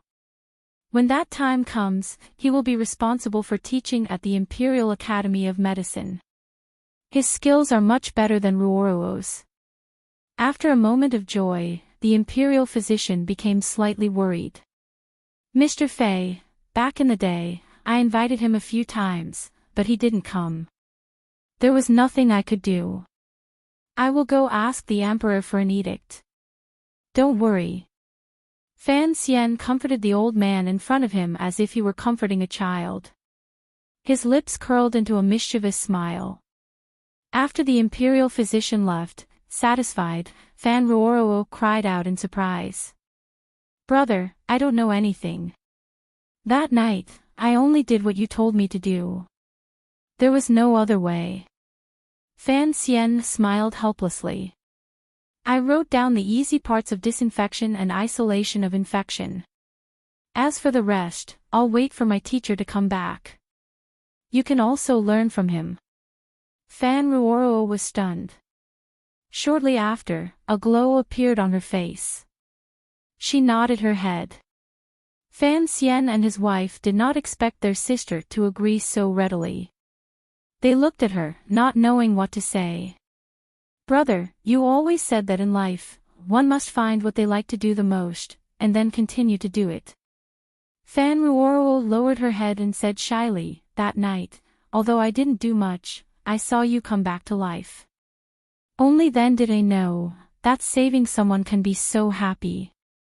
So, even if you didn't have this arrangement today, I would still ask you for medical advice. Fan Xian's mouth opened wide, and he couldn't speak for a long time. Could it be that his reckless actions would cause the kingdom of Qing to have a female doctor? But he didn't know if Fei Jia would teach a female disciple. In the end, would his sister become Hua Bianc or Feng Hua? No. It couldn't be a female monster like Hua Bianc. Of course, it had to be the beautiful queen mother of the West like Feng Hua. Fan Xian looked at his sister's beautiful face, which was becoming more and more vivid because of her excitement. He comforted himself. At the very least, it had to be a Qing version of De Changjin. Night fell. Cece laid out the bedding and turned the vent of the heater just right. Then, she left the room with Siki, who had brought in water. The couple lay quietly on the bed, watching the candles outside gradually dim. They didn't make a sound for a long time. Can't sleep. Yes. I slept too much in the middle of the day. What about you? Why can't you sleep today? I remember when we were in the Tsang Mountains, you slept like a kitten every day. Speaking of cats. I wonder how Xiao Bai, Xiao Huang, and Xiao He are doing. Master Ting took them to the country estate. You were the one who told him to do so. Why are you thinking about them now? Fan Xian opened his eyes and smiled. Lin Wanner quietly muttered, you were the one who said cats were bad for pregnancy. Fan Xian was startled. He smiled bitterly and didn't say anything. He couldn't tell her that he actually hated cats in front of her, could he? Whether it was the old cat or the kitten, seeing their lazy and cunning faces made him angry. Husband. Am I very useless? Lin Wanner turned her body to the side and breathed on Fan Xian's face. It's a bit itchy. Help me scratch it. Fan Xian motioned for his wife to scratch his face. He asked curiously, why did you suddenly ask this? Lin Wanner gently scratched his ear. In the dark, she pouted her lips and said, the people around you all seem to have their own strengths. They can all help you. Xia knows how to do business, and Ruoro wants to learn medicine. She is famous for being a talented woman in the capital. Young Master Yan helps you take care of things. Let's talk about Hai Tang in the north. Fan Xian coughed violently. He almost tore open the wound on his chest. Wanner gently touched the area above his wound. She is also a strange woman. I'm afraid she also wants to bring peace and stability to the country. Only I have been weak since I was a child. I was spoiled by so many people in the palace, but I can't do anything. I can't do anything. I can't do anything. Fan Xian understood what his wife meant. After a moment of silence, he said, Wanner, there are some things I haven't told you. Ha! In life, it's not good to be useful, and it's bad to be useless. He said gently, these roles are actually not what people like us are willing to play. For example, my initial wish was to be a wealthy and idle person. Take Yan Bingyun for example. In fact, he is not willing to be the head of a spy for the rest of his life. It's not like you did not see the situation between him and Miss Shin. And for me, Wanner, you are very special. A gentle smile rose to the corners of Fan Xian's lips, but his gaze did not look at his wife by the pillow. You grew up in the palace. It was such a dirty and dangerous place, yet it did not change your temperament. You grew freely like a green lotus, and I, who was lucky, casually plucked it. This in itself is a rare thing. Wanner listened to these words of love. Her heart was filled with sweetness, but she still felt sad. But, in the end, Fan Xian stopped her from continuing. Anne. Wanner, you are very capable. Even your brother can't say he can beat you at mahjong. The husband and wife laughed. Plus, I know what you are really good at. Fan Xian was silent for a moment, then said very seriously, you are much more experienced in judging the direction of the court than I am. And your vision is very accurate. After the spring examination, if you hadn't been active in the palace, I wouldn't have been able to live so freely. I believe that if you were to help me plan and strategize, your ability would be no less than Yan Bingyun's. It's just, Lin Wanner opened her bright eyes. They were strangely calm. It's just what? It's just that I don't want you to be involved in these things, Fan Xian said decisively. These things are too dirty. I don't want you to get involved. You are my wife. I have a responsibility to let you live a relaxed and happy life. I don't want you to be sad all day long. I am a male chauvinist, he concluded with a smile. At least in this area. After a long time, Wanner sighed. There was a trace of satisfaction and comfort in her sigh.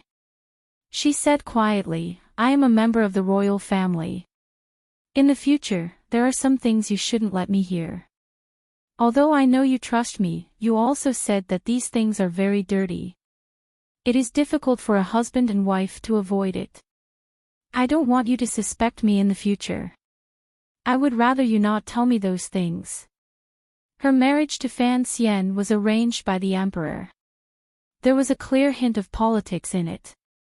But the heavens were kind, allowing this young man and woman to use a chicken leg as a matchmaker and talk about their love through the window. Compared to a normal political marriage, it was much more stable.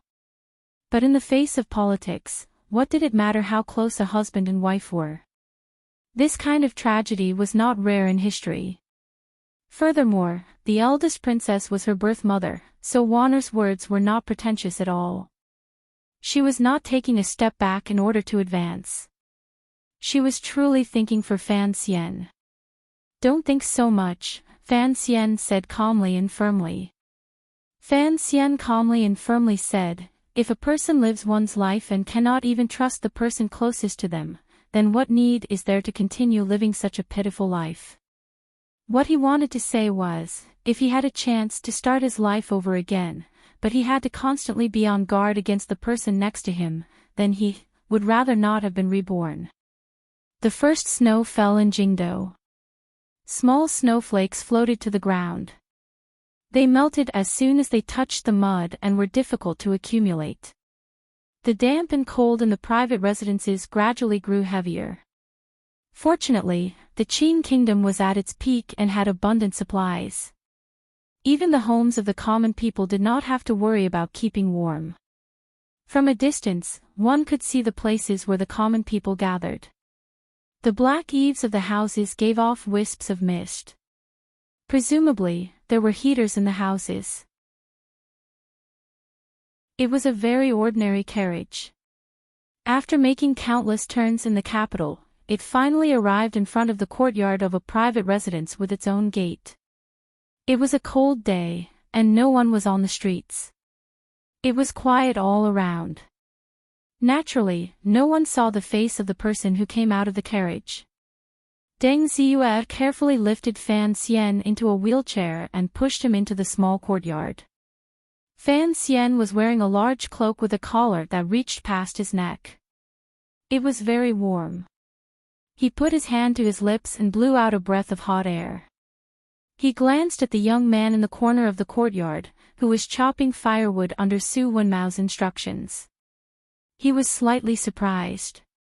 The young man's features were somewhat familiar. His upper body was bare, and he did not show the slightest fear of the cold in this winter. He kept chopping firewood. "This is Sea Lily's brother."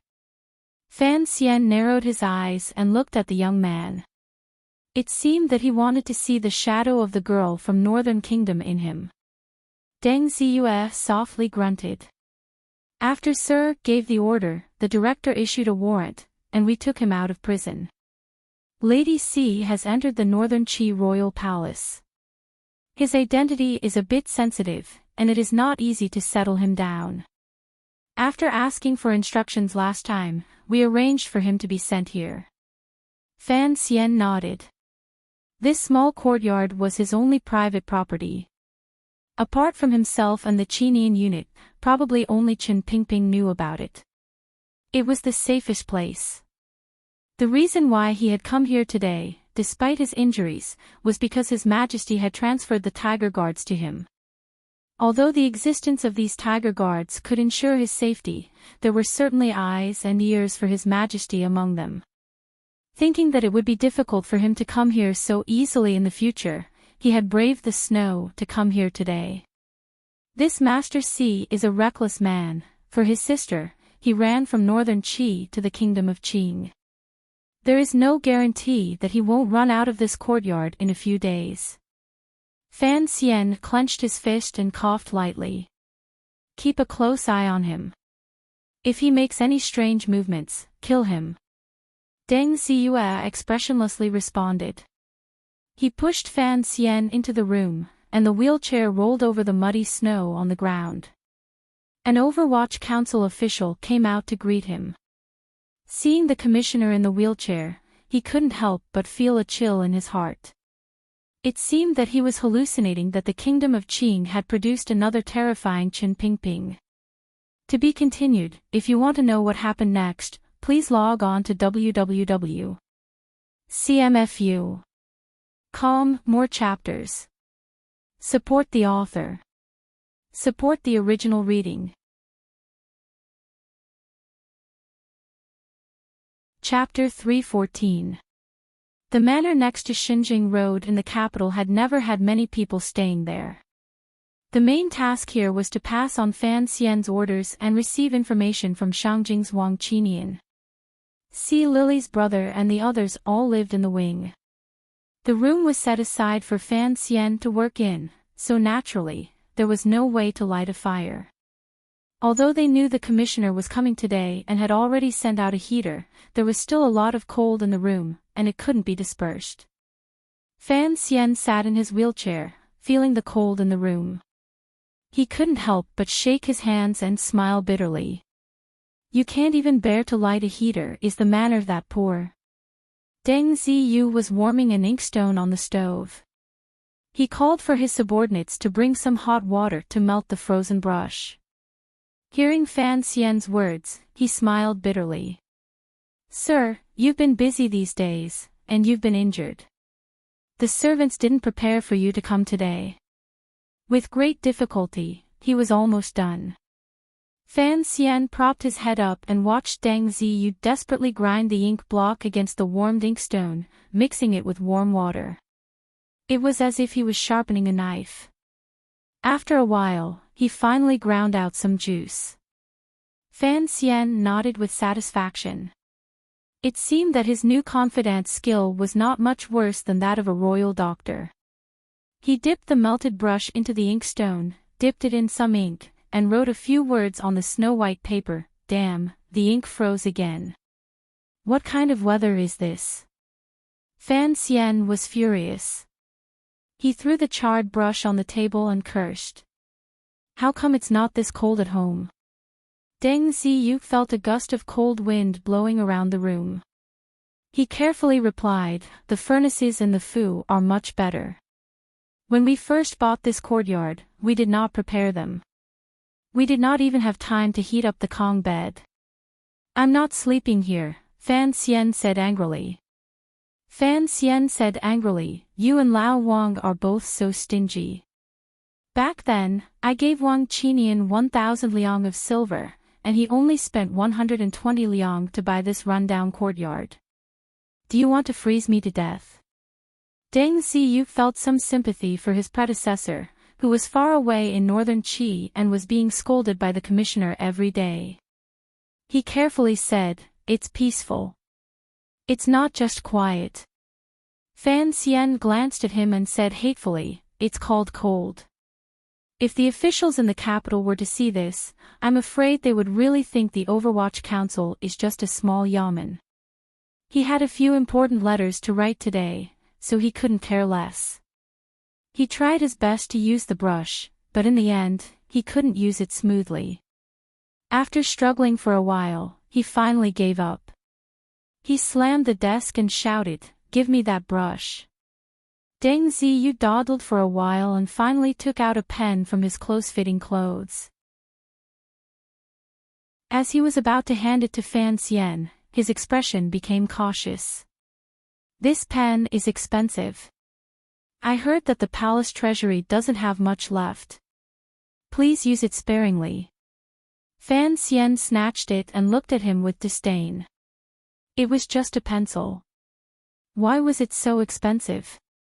When we go to Jiangnan and find a few more graphite mines, the pencil business of the palace treasury will naturally start again. At that time, I will ask the palace treasury to make 2 baskets for you to carry. 1 basket for you to write until you die, and the other basket for you to play on the street. The pencil glided across the snow-white paper like the toes of a beautiful woman dancing on smooth ice. Occasionally, it scraped up a few traces of ice and snow. Deng Ziyu knew that the commissioner was writing a secret letter, so he tactfully retreated. In the cold study, Fan Xian was the only one writing with the broken end of the pen. The mist that came out of his mouth appeared and disappeared on the paper. It looked very strange. The contents of the letter were also very strange. Although it was a secret letter from the Overwatch Council, the implications of the letter were too great. Furthermore, the writing of the pencil could be erased, so Fan Xian was not at ease. The language used was rather vague, and important sentences such as the time involved were all in code words. The letter was addressed to Wang Qinian, and it was about the Cui family. Because the Cui family had been persecuted in the capital, in order to help the second prince and Xinyang raise money, they had no choice but to move a large amount of smuggled goods to northern Qi. However, the channels there had never been opened, so there was a phenomenon of stockpiling goods. Currently, the goods that the Cui family had moved from Xinyang, as well as the warehouses in the north, accounted for about 1/6 of the annual production of the palace treasury. From this ratio, it could be seen how bold the eldest princess had become after all these years of controlling the palace treasury. She did not hesitate to seek personal gain. The current situation was the result of Fan Xian and Yan Bingyun spending a few months attacking the second prince and squeezing the Cui family dry. He had been waiting for this moment. He wanted to eat the other party clean in one bite, not even spitting out a bone. At the end of the letter to Wang Qinian, he wrote, "It's time to eat." Fan Xian sat in his wheelchair, slightly tilting his head. He gently rubbed the area above the wound on his chest. It was wrapped in bandages, and it was a little itchy. After writing the letter, his hand was already numb from the cold. Suddenly, he began to miss the time in Danzhou when Cici would help him copy books every day. When he was copying books, this girl would place his hand in her embrace to warm it. His hand was plump, and it felt good to the touch. His heart fluttered, and he picked up the brush to write again. This second letter was addressed to Haitang Duo. However, when he wrote, his heart held a wanton heart, so the words in the letter were a little presumptuous and occasionally provocative. Ever since he had returned from northern Qi, his correspondence with Haitang had never stopped. He had long gotten used to having a pen pal in the north. After all, the two of them were powerful figures of the younger generation of two countries. It was necessary and beneficial for the future to maintain a smooth channel of communication. In the letter, he talked about the recent gossip in Qin Kingdom's capital. Of course, the hanging temple incident was also included. Although the assassination of the Qin emperor had shocked the world and northern Qi had long reported in detail, as the person involved, he told the story with much more vividness than in a book. He also said a few other things and secretly pointed out that he was preparing to take action against the Cui family. He wanted her and the unknown boy or girl emperor to cooperate with him. At the end of the letter, he copied a poem to prove that he was still as talented as usual. "I have come to repay a debt of gratitude, but it is not all profit and glory. The ancients died for their bosom friends, afraid that their bones would be frozen and buried in the courtyard. How can the people of the middle court miss me? Heavy coats and thick shoes float with beautiful tassels. I have heard that the north is even colder. I wonder how the people live." These were the last few lines of Sima Guang's bitter journey. Fan Xian read it over with some pride and rubbed his slightly stiff hands together. He felt that the poem he copied was too appropriate. Furthermore, the words between the lines were filled with bemoaning the state of the universe and pitying the fate of mankind. It would probably make Haitang think for a long time. It was not worth it to deceive a girl to death. This was exactly what he liked to do. After confirming that he had not missed anything, he sealed the letter and pressed the wax. Suddenly, his heart jumped. He felt as if his desire to pour out his heart had not been completely satisfied. Facing the normal-looking girl on the other end of the letter, who was shaking her head like a village girl, he felt that he was facing an old friend. For a moment, he sank into silence. Then, he spread out another piece of white paper and thought for a moment before raising his pen and writing, Duo, how are you?" The previous letter was considered official business. This one is just a casual chat.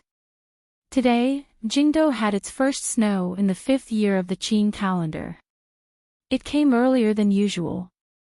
I thought that the snow in Shangjing would be even heavier and the weather even colder. That day in your vegetable garden, I saw a few wintersweet at the corner of the fence. I wonder if those winter sweet blossoms have bloomed and moisturized the monotonous appearance of the white snow. How are the ducks you raise? Be careful, don't freeze to death. My side is fine. Xiao Huang, Xiao He, and Xiao Bai are all raised in the country estates outside the capital. I heard that the workers there treat these 3 big fat cats like their ancestors. How could there be any problems raising them? Everything is fine for me. I eat and sleep, sleep and eat. My house is quiet. These 2 days, my sister has been busy in the Imperial Academy of Medicine. I heard that she has become a rare sight in the capital. Warner went back to Lin Manor today. That cute brother-in-law of mine has been neglected recently, and his temper is a little bad. I wonder what you are doing at this time. Fan Xian wrote casually, as carelessly as if he were speaking. He simply wrote whatever came to mind. Right, that student of mine, surnamed Shi, opened a brothel. Business is good, and the food is very exquisite. If one day you travel to the Qin Kingdom, I will accompany you. I suddenly remember the name of that restaurant in Shangjing. I have forgotten the name of that restaurant, but I do remember that the wine was good that day. I said a lot of nonsense to you, but I don't know how much you remember. Speaking of which, I have read your previous letters a few times. I can't bear to read them. You are a saintess. Don't learn the style of those noble young ladies. They always like to put poems in their letters. Although I have the fake title of immortal poet, I have no interest in correcting essays. Last time, you said C. Lily was doing well. Let's not talk about this in the future. I've always held a grudge against her, and I don't know why, but I especially hate hearing news about her from you. Duo, come to the Qin Kingdom to play. My wife is also very curious about you. Also, by the way, can the martial arts of Tianyi Dao be taught to outsiders? Recently, I have suddenly become very interested in your training methods. This seemingly natural question revealed the shamelessness and treachery in the depths of Fan Xian's heart. The snow outside seems to be getting heavier. The young man outside is still chopping firewood. Young people are always hot-blooded. Although I'm still young, I don't know why, but my heart is showing signs of old age. Looking at the people around me, it's hard for me to be interested. I'm tired, bored. The wind and snow outside are howling, perhaps urging me to start writing. Alright then, let's stop here. The stove in the room is too broken, and the temperature can't be raised. Although I still want to talk to you, I feel that there's no need to go against the coldness of God. Also, please help me take care of him. Thank you, and may he be well. Although the letter was natural, there was still a lot of useful information mixed in. He read the letter again and added a sentence at the end, Wang Qinian, if you dare to peek again, I'll ask Mu Tai's nephew to peek at your daughter bathing. Why is there one more than usual? Deng Ziyu opened his eyes wide and looked at Fan Xian. He counted the letters in his hand. There are 2 for Miss Haitang. Why are you asking so many questions? Fan Xian said. Same old routine. Escort her all the way to Shangjing. Deng Ziyu nodded and walked out of the room. He handed the sealed letters to the member of the Qinian unit who had been waiting outside. The man counted the letters in his hand and asked the same question. Why, are there 2? Deng Ziyu looked at him, and the corner of his mouth twitched unsightly. He took a deep breath and said, Why are you asking so many questions? The 2 of them looked at each other and nodded. They stopped talking, thinking that the commissioner was using the Overwatch Council's top-secret mail route to send love letters. It was a bit extravagant. Fan Xian sat in his wheelchair and left the courtyard of Shinjing Road. He got into the carriage and went to Lin Manor, ready to take Warner and Dabao home. In the carriage, he suddenly asked, is there something strange about the position of Minister of the Imperial College? Also, I have long since left Taichung Temple. Why am I promoted to Vice Minister of Taichung Temple? Deng Ziyu first explained, there are two Vice Ministers. Vice Minister Ren is the main one, and you are the deputy. But this is a nominal position, and you don't have to go there every day. The Minister of the Imperial College is in charge of 7 schools, and both of these positions are of the upper 4th rank. He reminded him, Sir, although you can no longer be a court official after taking over the position of commissioner, the court has not issued an edict to remove you from these 2 positions. This time, the emperor has given you these 2 nominal positions. Presumably, it is only to show that the emperor favors you, and there is no other meaning. Fan Xian shook his head. These 2 positions were the last 2 in the emperor's edict. At first, he did not think much of it, but the more he thought about it, the more he felt that something was wrong. The emperor was a man of deep thought, and he would never use an official position as a mere steamed bun. These 2 positions. Is there anything special about them? He frowned and tried to organize his words. After thinking for a long time, Deng Ziyu replied with some uncertainty, the position of vice minister is common, and there is nothing special about it. It is just that Taichung Temple is in charge of miscellaneous matters in the ancestral temple, and it is more convenient to enter the palace. The Minister of the Imperial College has not appeared in recent years. After a few new policies, the positions have become a bit messy. He suddenly slapped his thigh and said happily, I remember now. In the past, the Minister of the Imperial College had to enter the palace to give lectures to the princes, and he was the assistant of the Grand Tutor. Fan Xian was stunned, and his mouth opened wide. He was speechless for a long time. He finally understood why the emperor had arranged these 2 positions for him. Vice Minister of Taichung Temple and Minister of the Imperial College. Wouldn't that make him the teacher of the princes? More accurately, wouldn't he be responsible for disciplining the little bastard 3rd prince? Thinking of this, he turned pale with fright and cursed, I don't have the time to enter the palace every day. Aren't we going to Jiangnan?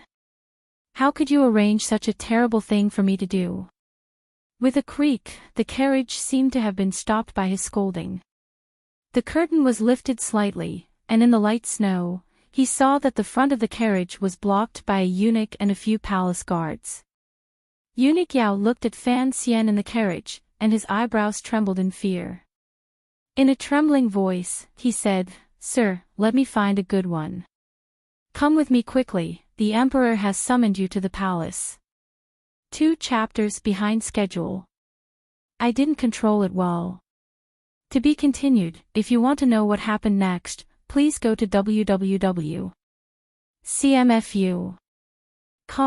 there are more chapters. Support the author, support the original reading.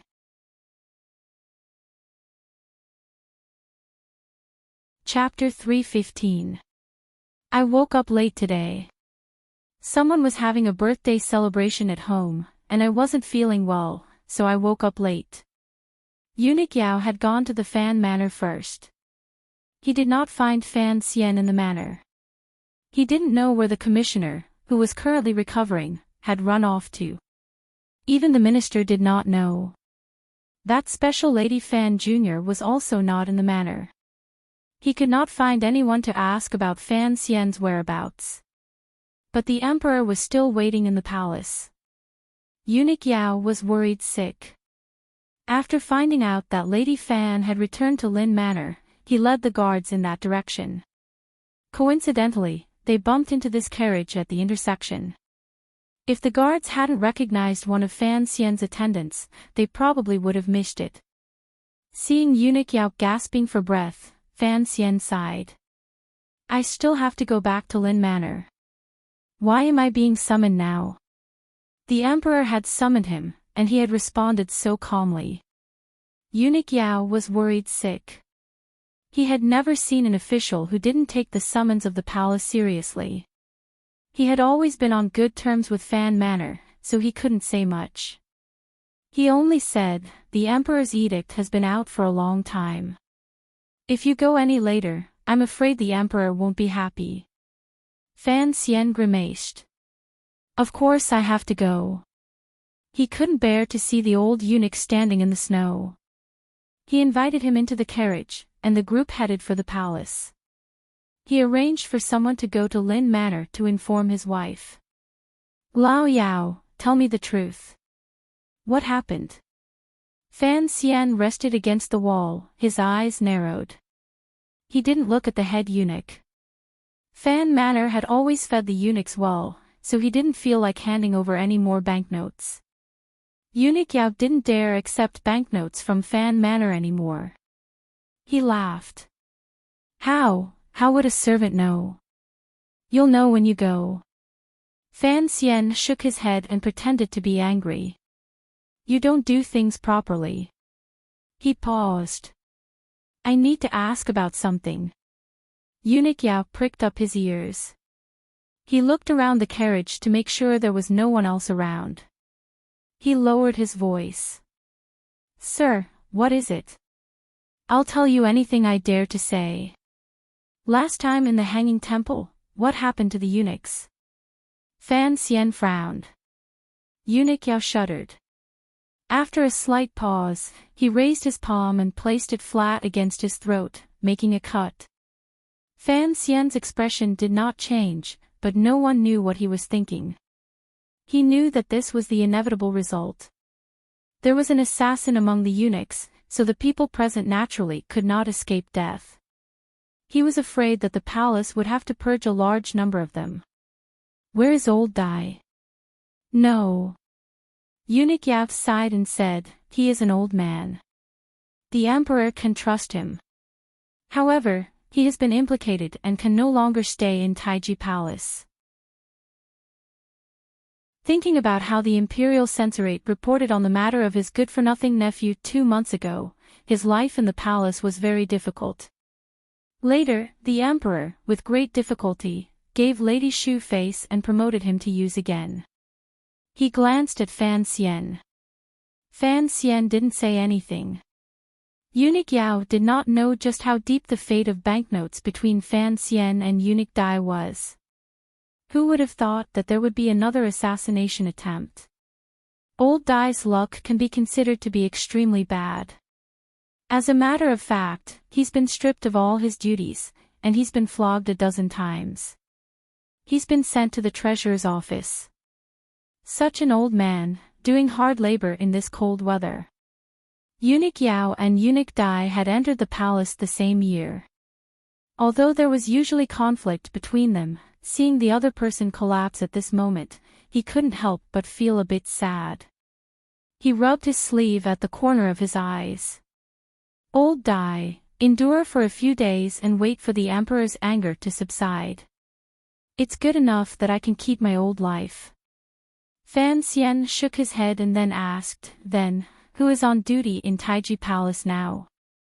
"Hongzhu." Eunuch Yao looked at Fan Xian's confused face and explained in a small voice, "A young brat.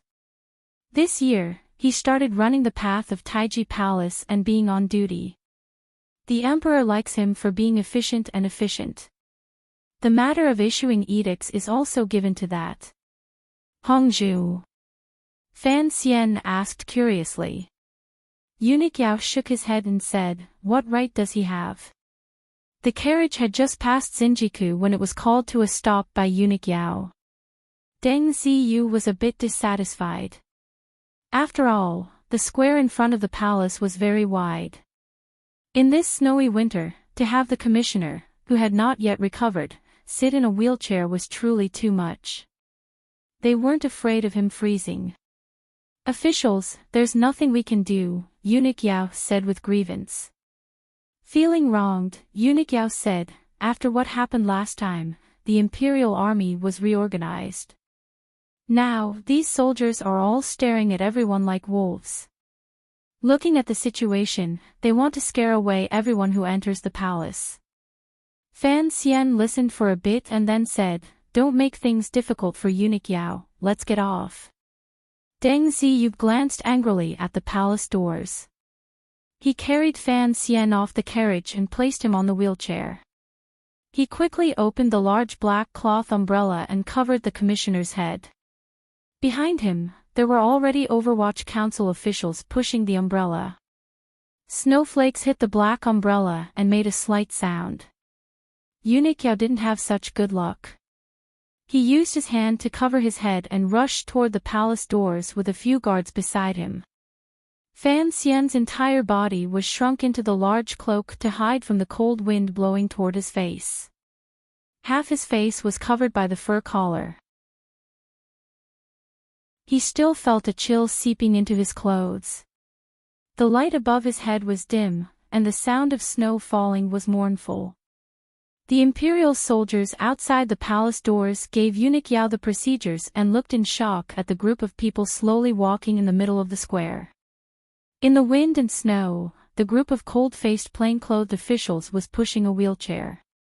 There was only a black umbrella on the wheelchair that firmly blocked the snowflakes falling from the sky. Not a speck of snow fell on the person in the wheelchair. The director wasn't summoned into the palace today, the captain of the Imperial Army asked in surprise. It's Commissioner Fan. Everyone was startled. The captain of the Imperial Army quickly led a group of people to welcome them. They helped the person in the wheelchair block the wind and snow outside and brought this group of people to the palace doors. After a slight inspection, they were allowed to enter the palace. The northern wind blew, and the snowflakes floated. Deng Ziyub pushed the wheelchair and walked through the long side path beside the main hall. As the color of the palace walls grew darker and darker, he finally stopped in front of the door on the right side of the palace wall. A eunuch had long opened a large plain umbrella and securely covered Fan Xian's head. Surrounded by people, he carefully led the young injured person into the back palace. Deng Ziyub stood outside the door of the back palace and watched the commissioner move further and further away under the escort of the eunuchs. Although his expression was calm, no one knew what he was thinking in his heart. A snowflake floated down and landed on the corner of his eye, making him narrow his eyes. Not in the royal study. Fan Xian furrowed his brows and temporarily ignored the cold wind blowing toward his face. He asked Eunuch Yao beside him. Earlier, there had been news that the emperor had long waited for Commissioner Fan and had already lost his temper. The young eunuchs received Fan Xian and did not dare to be slow. It was as if their feet were on flaming wheels as they sprinted toward the depths of the palace. The wheelchair they pushed creaked, and the eunuch holding the large plain umbrella swayed left and right. If it were not for the fact that the terrain in the palace was flat, this mad dash would have long torn open Fan Xian's wound. Eunuch Yao ran until he was out of breath. He replied, in the bedroom. Fan Xian's heart was slightly surprised. His expression was not very good. Eunuch Yao watched and only remembered that this young official was still injured. The emperor could not wait, but if he allowed the commissioner's injury to worsen, he would not have a good time either. Only then did he quickly have everyone slow down. He scolded Fan Xian in the face and turned his face to the side in an attempt to curry favor. Sir Fan Jr., are you all right? Fan Xian nodded and said, not that expensive. In a moment, everyone had arrived at a place in the palace garden. It was not the bedroom where the empress was, but where Yi Pin was. Eunuch Yao hurried forward and went inside to report. Not long after, someone came to receive Fan Xian. Today, the emperor was wearing a set of casual clothes and was sitting on a warm couch, talking casually with Yi Pin. The third prince was sitting obediently to the side, copying something. Seeing the eunuchs push Fan Xian in, he stopped talking and calmly turned his head to look at Fan Xian. You're injured. Why aren't you staying in the manor to recover? Why are you running around? An emperor seemed to be reprimanding a young official, but he was actually concerned about him. Logically speaking, the official should be grateful to him. Fan Xian laughed coldly to himself. If he really cared about him, why would he wait 17 years to show this? If he really cared about his injury, why was he in such a hurry to summon him into the palace? But his face was still slightly moved. He calmly replied, "Your Majesty, I've almost recovered. That's why I sneaked out for a stroll. I was just about to go to the Lin Manor to pick up return to the Lin Manor. There's no one in the manor, except for that idiot." The emperor didn't seem to like associating his niece with the Lin Manor. He looked a little unhappy. Yi Guipin peeked at the emperor's expression and laughed foolishly. She changed the subject. "Fan Xian, you haven't recovered from your injury, yet you're running around. Aren't you afraid Minister Fan will beat you?" The emperor was a little surprised. He immediately laughed. "Fan Jian, how could I bear to?" Although it was a joke, there was another meaning behind it. Fan Xian shivered slightly. He piled a smile on his face and didn't respond. The emperor glanced at the third prince, who was copying a book to the side. He said to Fan Xian, "A few days ago, you organized a few books of classics at the Imperial College. I had Qingping study them these days. The tutor thought they were too deep. What do you think? Qingping, go see the commissioner." The third prince's surname was Li, and his name was Qingping. According to the customs of the kingdom of Qing, princes were very respectful to their officials. The emperor's order was not surprising. The third prince quickly put down his brush and carefully walked in front of the wheelchair. He bowed to Fan Xian. "How can I do this?" Fan Xian sat in the wheelchair, unable to avoid it. "You are now the Minister of Education of the Imperial College. This is part of your duty," the emperor said calmly as if he was talking about something normal. Yi Guipin could tell that the emperor wanted Fan Xian to be the third prince's teacher. Thinking of Fan Xian's reputation in literature and martial arts, as well as his influence in court politics, Yi Guipin couldn't help but smile. The more she looked at Fan Xian, the more she liked him. The emperor saw her expression and couldn't help but laugh. "Look at how happy you are." The reason Yi Guipin was favored was because, at least on the surface, she didn't hide her thoughts. When she was happy, she was happy. Hearing the emperor's teasing, she didn't panic. She laughed and said, "Thank you, Your Majesty, for finding a good teacher for Ping." Fan Xian listened to the two elders talk to themselves. He felt bitter in his heart. He wondered why no one had asked for his opinion on this matter. The third prince came over holding a scroll. Fan Xian took it and glanced at it. He raised his head and reported, "Master Zhuang's knowledge of the classics is excellent. The Grand Tutor thinks that it is reasonable for him to have a deeper understanding. However, these are only introductory things. It is not a problem for the third prince to study them in advance." The ruler and official exchanged a few more casual words. Fan Xian responded carefully, but he knew that the emperor would certainly have something to say to him. As expected, after drinking a bowl of hot soup, the emperor opened his mouth in a seemingly casual manner.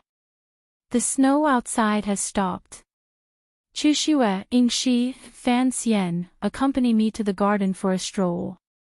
"Yes, Your Majesty." The emperor stood.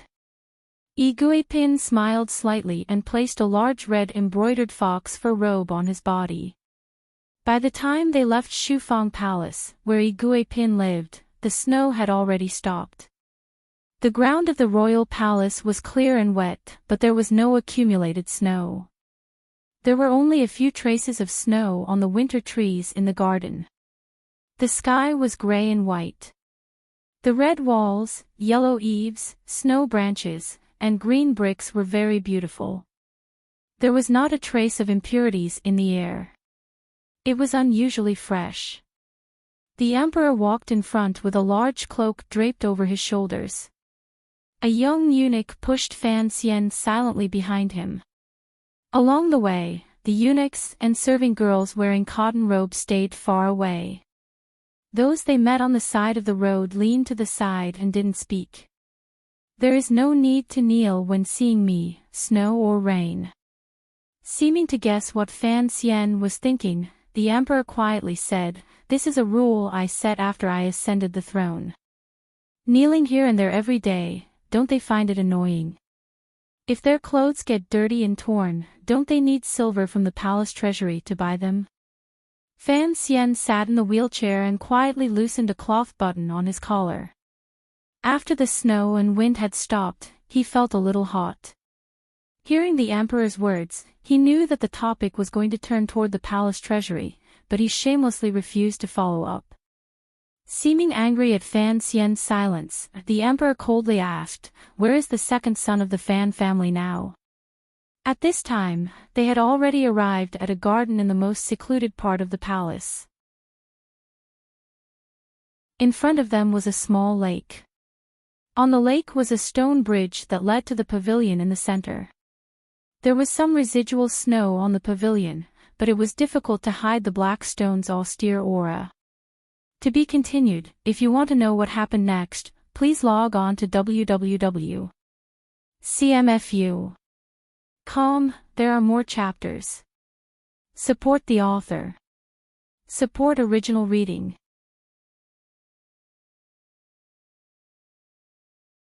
Chapter 316.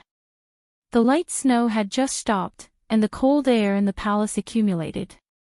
The might of heaven was indeed difficult to withstand.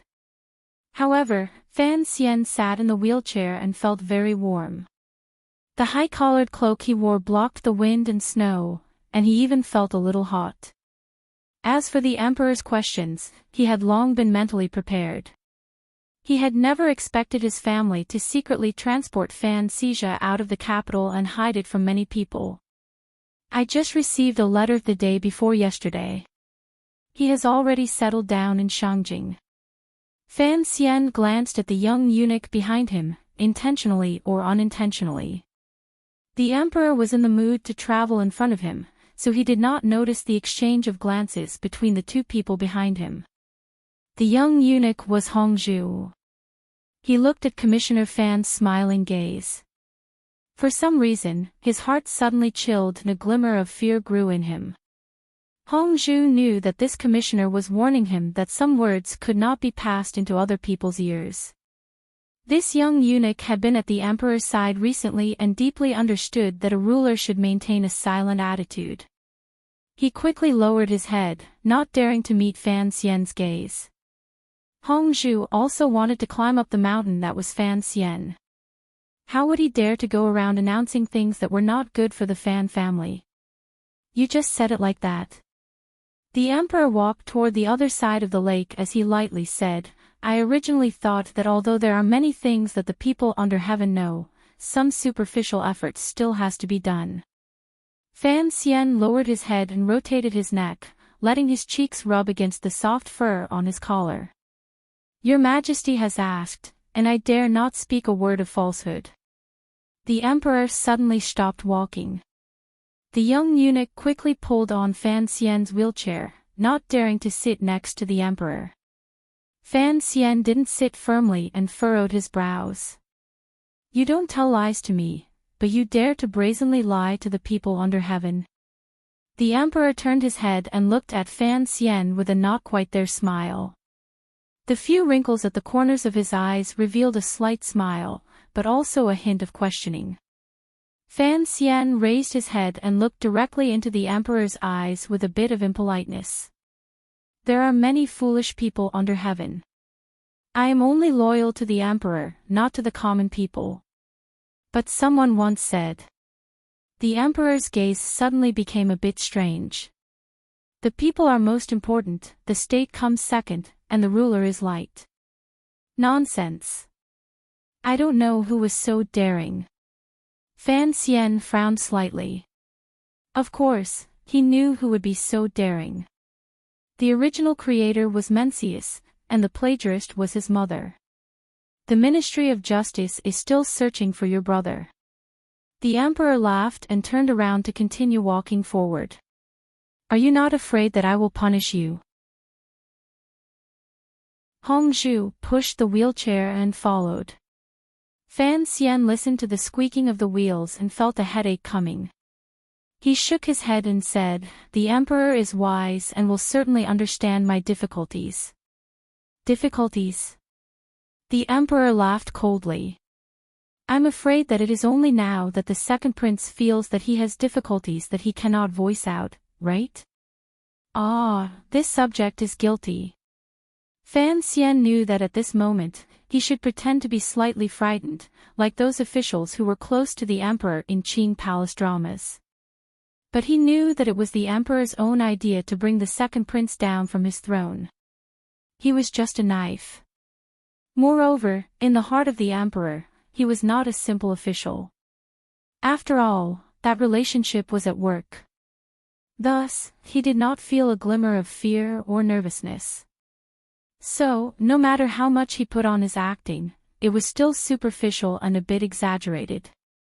He dragged out the words, "This subject is guilty," a bit too long. The sense of drama was too strong. The emperor lowered his voice and scolded, "Even if you're acting, you don't know how to be more serious." Fan Xian replied with a pained expression, "This subject is guilty." Repeating it over and over meant that the subject was guilty and the subject was guilty. Fortunately, the three of them had already stepped onto the wooden bridge in the middle of the lake and temporarily stopped talking. Although Jingdo was already very cold, it was the first snow, so the lake water was certainly not cold enough to freeze. It was still green under the bridge, rippling coldly. Although the wooden bridge was built smoothly and sturdily, the wheelchair still felt a bit unsteady on it. Fan Xian's hands gripped the handles of the wheelchair tightly. His eyes stared at the gaps between the wooden bridge, thinking that if the eunuch behind him suddenly turned into an assassin, he would be in trouble. In front of them, the eunuchs and serving girls who had come to clean and decorate the pavilion bowed from a distance and then disappeared without a trace.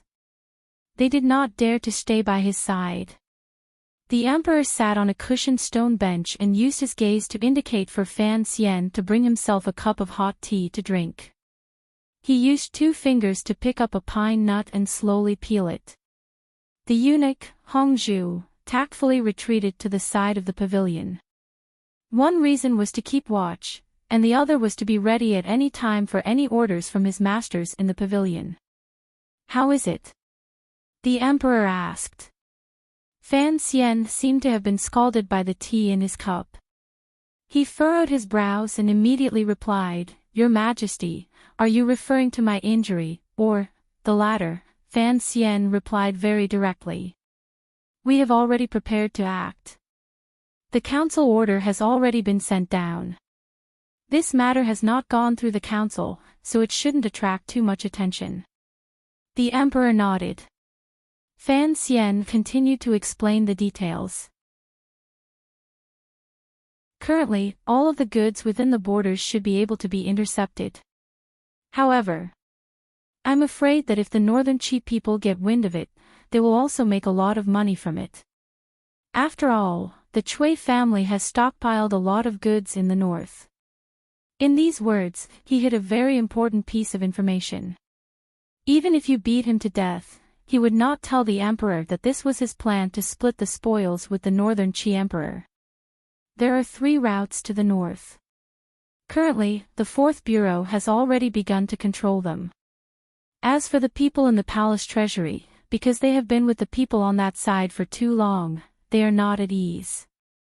For now, they have not been used. He furrowed his brows and explained Yan Bingyan's plan in great detail. However, before he finished, the emperor had already waved his hand and said, "I don't want the details, I only want the results." Fan Xian paused and then said, "Please rest assured, Your Majesty. At the latest, within a year, we should be able to recover most of the palace treasury's income." The emperor coldly shook his head. For the palace treasury to return to its former glory is an impossible matter. I think you understand the reason. Fan Xian lowered his head. The emperor asked, let me ask you, why are you so certain that I will support you acting against the second prince and the eldest princess? Because, the court needs silver. After a moment of silence, the emperor grunted through his nose and said, if the court wants to do things and expand the borders, they need silver. These years, Yunrui has emptied the palace treasury too much. I could not stand it anymore, so I wanted you to take over this mess. You did not disappoint me. First, you had the courage to take over. Secondly, you acted ruthlessly enough and did not fear the other party's identity. This is what I like about you. Thank you, Your Majesty, for your appreciation. Fan Xian could only thank the emperor because the matter involved the eldest princess. After all, she was his mother-in-law, so he could not rashly comment. The emperor picked up a pine nut and put it to his lips. He slowly savored the fragrance. Outside the pavilion, the wind had stopped and the snow had disappeared. There was a slight chill in the silence. Yi Zhong has returned to Cangzhou. I have made Prince He the commander of the imperial army. I heard that there is a lot of discussion in the capital. Did you hear anything? The emperor seemed to ask very casually. Fan Xian smiled bitterly and replied, of course, discussion is unavoidable. After all, it does not seem to conform to old practice. Your opinion? Fan Xian was shocked. How could he have the right to give his opinion on such a matter? He quickly said, Your Majesty is far-sighted and calm. I dare not speak rashly. Speak. I forgive you of your crimes. The emperor did not look at Fan Xian's delicate face. He only focused his gaze on the winter tree in the palace garden. Fan Xian calmed down. He knew that talking to the emperor was a difficult matter. Wei Xiaobao had faked 90% of the truth, but in the end, he had still been caught by Kangxi. And the things he had done in secret, sneaking into the palace, the agreement with Northern Qi, the conversation with Xiao An, these were all hidden from the emperor in front of him. If it came to light, who knew what would happen to him? But the emperor in front of him was truly unfathomable. If Fan Xian did not have that natural advantage, he would not dare to play with him. The so-called advantage was that he knew the true relationship between him and the emperor did not know that he knew this. Thus, Fan Xian could play the role of a loyal official. The more apologetic the emperor felt towards him, the more benefits he could obtain. The great prince does not wish to stay in the capital, Fan Xian said directly. And for a prince to be demoted to a lower rank is against the rules.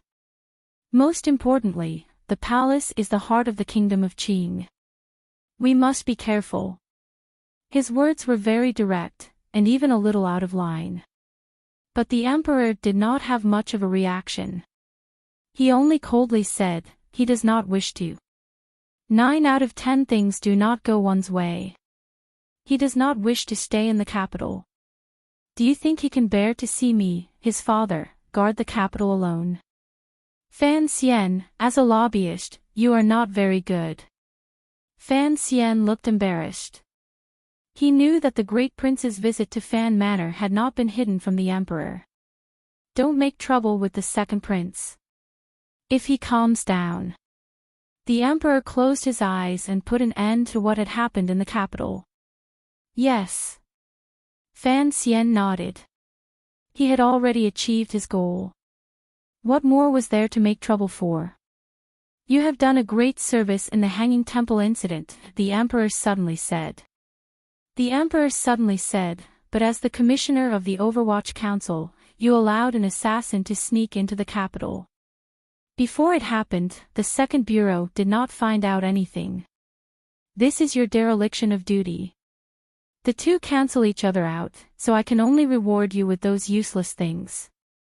Do not feel resentful. I would not dare. Fan Xian replied seriously, it was a failure on my part. As for the injury, it was because I was not skilled enough. That was why I was injured by the white-clothed swordsman. The emperor suddenly became interested and asked, "That swordsman, we have not found out who he is. You have fought with him. Can you guess anything?" Outside the pavilion, a cold wind suddenly rose. Fan Xian's back suddenly became numb. A drop of sweat rolled down his neck and dripped down the inside of his undershirt.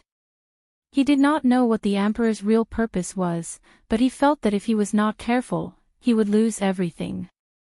The white-clothed swordsman was the shadow. No matter what reason Qin Pingping had for setting up this trap, he would not tell the emperor the truth before he told Fan Xian. But if the emperor vaguely guessed this, how should he answer? If he said he did not know, would it shake the position he had worked so hard to establish in the emperor's heart? It was only a moment of shock, but Fan Xian concealed it well. "Your Majesty, didn't you say that the white-clothed swordsman was Sigurd younger brother?" The emperor laughed coldly. Back in the day when Dongyi was in chaos, Sigurd sword was merciless. He killed who knows how many of his own family members. It is said that one of his brothers escaped. I guessed it. That day on the tall building, that brilliant sword strike, if it were not for Sigurd sword will, I'm afraid my eyes would have been blinded. Fan Xian's heart was slightly at ease. He knew he had gambled correctly. He smiled and said, "It is a pity. If I could have had concrete evidence, next year, I would have used this excuse to send troops against Dongyi. My injury would have been worth it." These words scratched the emperor's itch. The emperor liked this kind of shameless method the most. He smiled and said, after Sigurd was cured by Fei Jia, he never acted like an idiot again. How could he admit to this? First, he did not admit that there was still a brother alive in this world. Then, he sent a letter of credence, expressing shock and sympathy for the assassination attempt on me. He expressed disbelief at the viciousness of the assassin. As the middle-aged man spoke, he found that no one responded to his rare humor.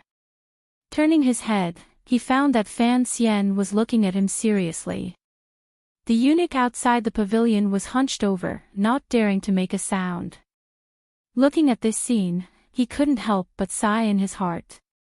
He thought that after all these years, there was indeed no one else who dared to cause trouble with him as impudent as her. The emperor's mood was a bit dim.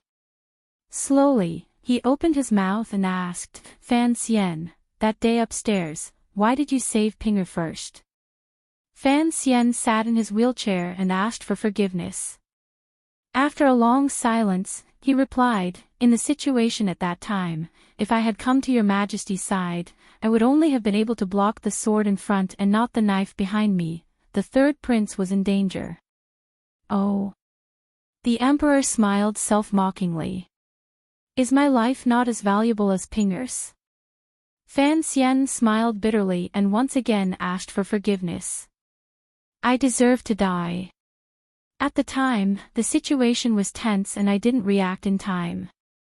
By the time you rushed in front of me, the initiative had already been lost. Were you not afraid of death?" Fan Xian thought for a moment and then finally said these treasonous words. He looked into the emperor's calm eyes and said bitterly, "At the time, I was thinking that if I could block that sword with my little life, it would be great. If I couldn't, to be able to go with your Majesty to another world to see the scenery, that could be considered a great honor." The emperor paused slightly and then laughed loudly. His laughter shook the sky and traveled far outside the pavilion. The eunuchs and serving girls waiting in the corner of the garden in the royal palace heard the emperor's rare happy laughter and couldn't help but look at each other.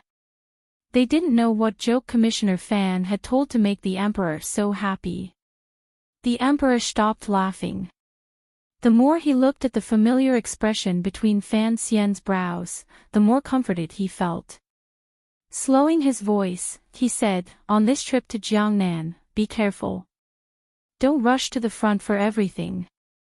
I heard you were also as noisy in the north. You're a proper official, yet you don't know how to cherish your life.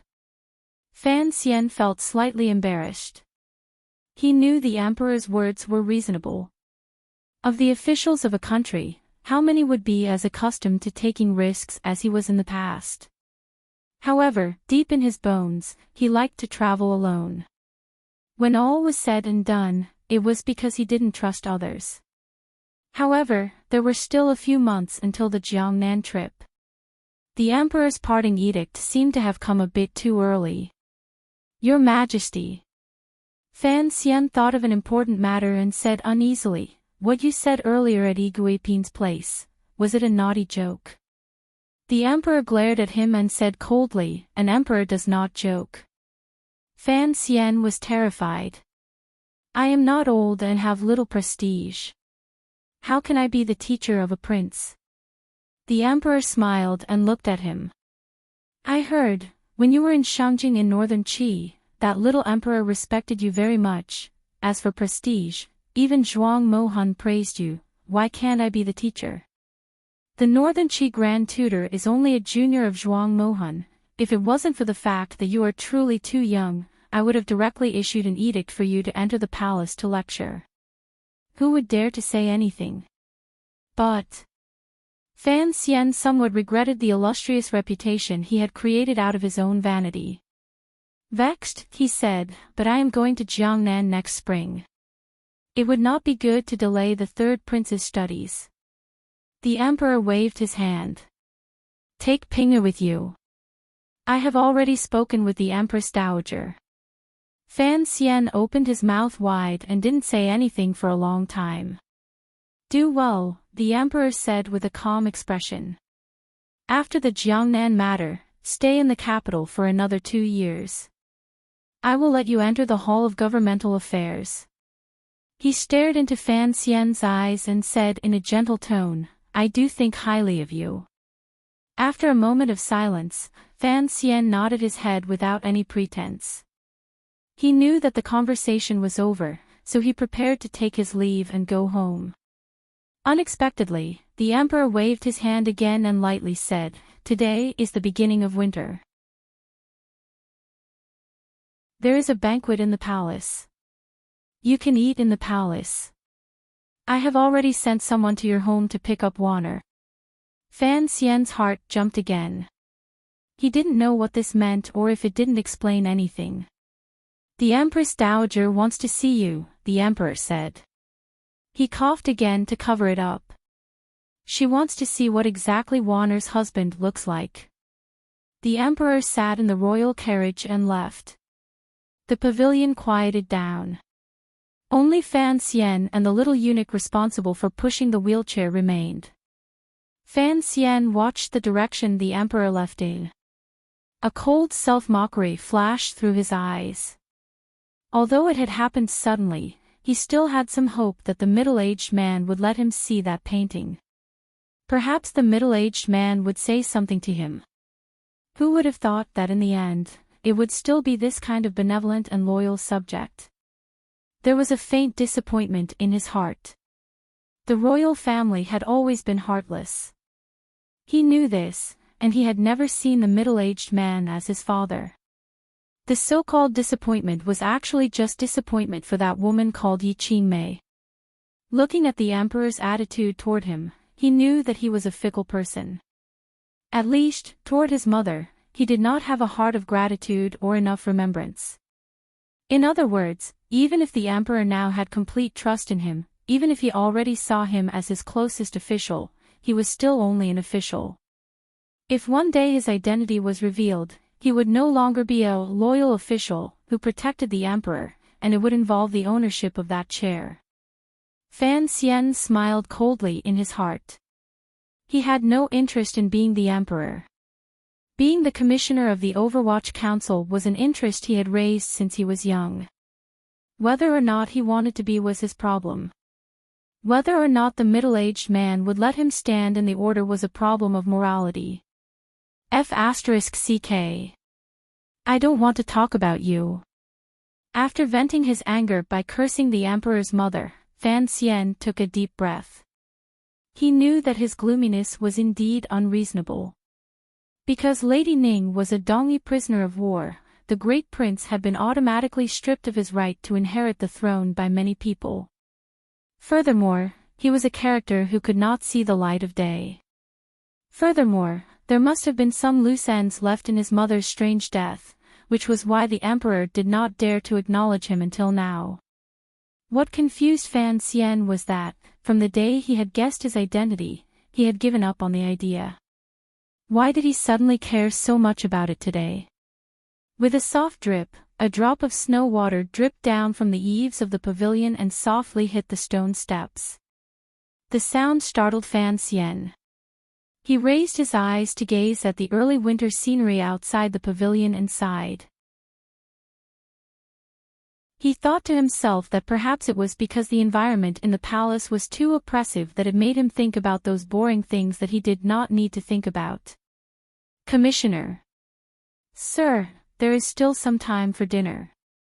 The emperor has instructed that you can wander as you please, the young eunuch Hong Zhu said with his head lowered, but his voice trembled. He could wander as he pleased in the rear palace. He was not recuperating in the plum garden, so it was better not to break any taboos. Fan Xian shook his head. I'll just watch from this pavilion. He noticed the young eunuch's voice and narrowed his eyes. They swept over the young eunuch's body like two small knives. This gaze made the young eunuch nervous. Cold. Yes. Sweating. Yes. The corners of Fan Xian's lips twitched and he smiled. Don't be afraid. Since the emperor is at ease letting you listen here, naturally, he trusts you. That was true. The conversation between the emperor and Fan Xian in the pavilion seemed like a normal family affair, but the information hidden within was very rich. For the first time, Hong Zhu learned that the battle between the Overwatch Council and the Second Prince, as well as the matter of the palace treasury, had been tacitly approved by the emperor. Commissioner Fan was incomparably intelligent and had secretly agreed with the emperor's actions. And it seemed that Commissioner Fan was about to make some big move again. If these things got out of the palace, it would probably cause a huge uproar. I'm not afraid, Hong Zhu replied pitifully. Fan Xian looked at the young eunuch's pitted face and suddenly asked curiously, eunuchs also have pimples? Pimples. Hong Zhu was slightly startled and immediately understood what he meant. Somewhat annoyed, he replied, I'm not sure either. It was quiet outside the pavilion.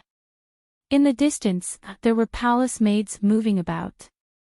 All around, the cold lake was cold and awe-inspiring. There was a gentle breeze coming from the lake, entering the pavilion and circling around his body. Slightly calming the irritation in his heart, Fan Xian smiled. You are Hong Zhu. Recommending the urban lifestyle novel, Snake and Scorpion. The author is richly carved. It tells the story of a strong woman in the business world. Everyone is welcome to collect, click, and recommend. The link is here, http://mmconfio. Audiobook. ASP. BL_ID equals 151,321.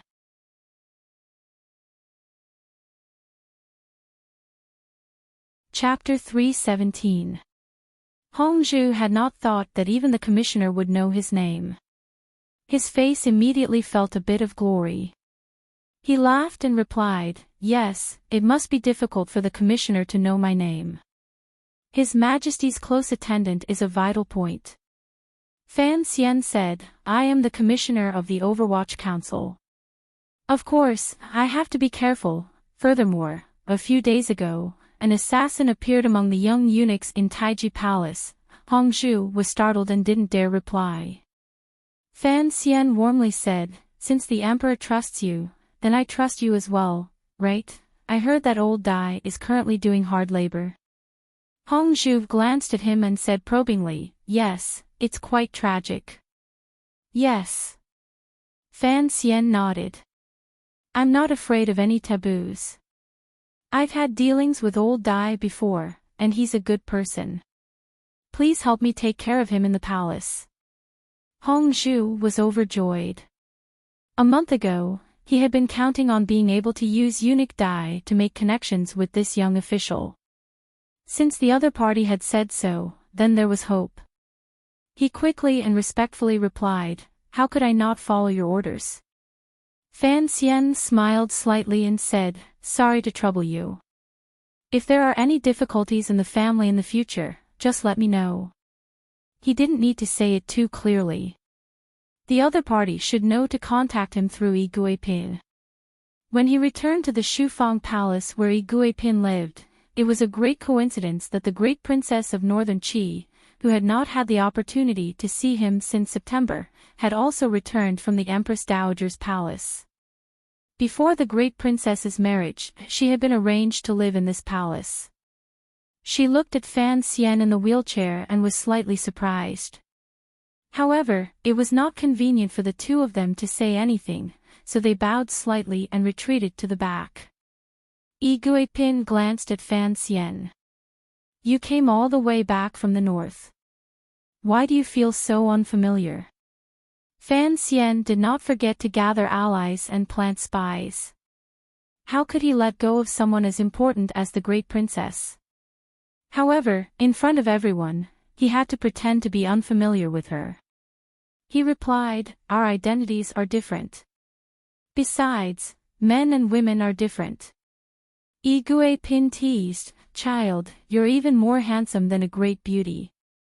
I'm not afraid of you harming others, but I'm afraid that others will provoke you." Fan Xian jumped in fright and said, "Aunt, don't talk nonsense."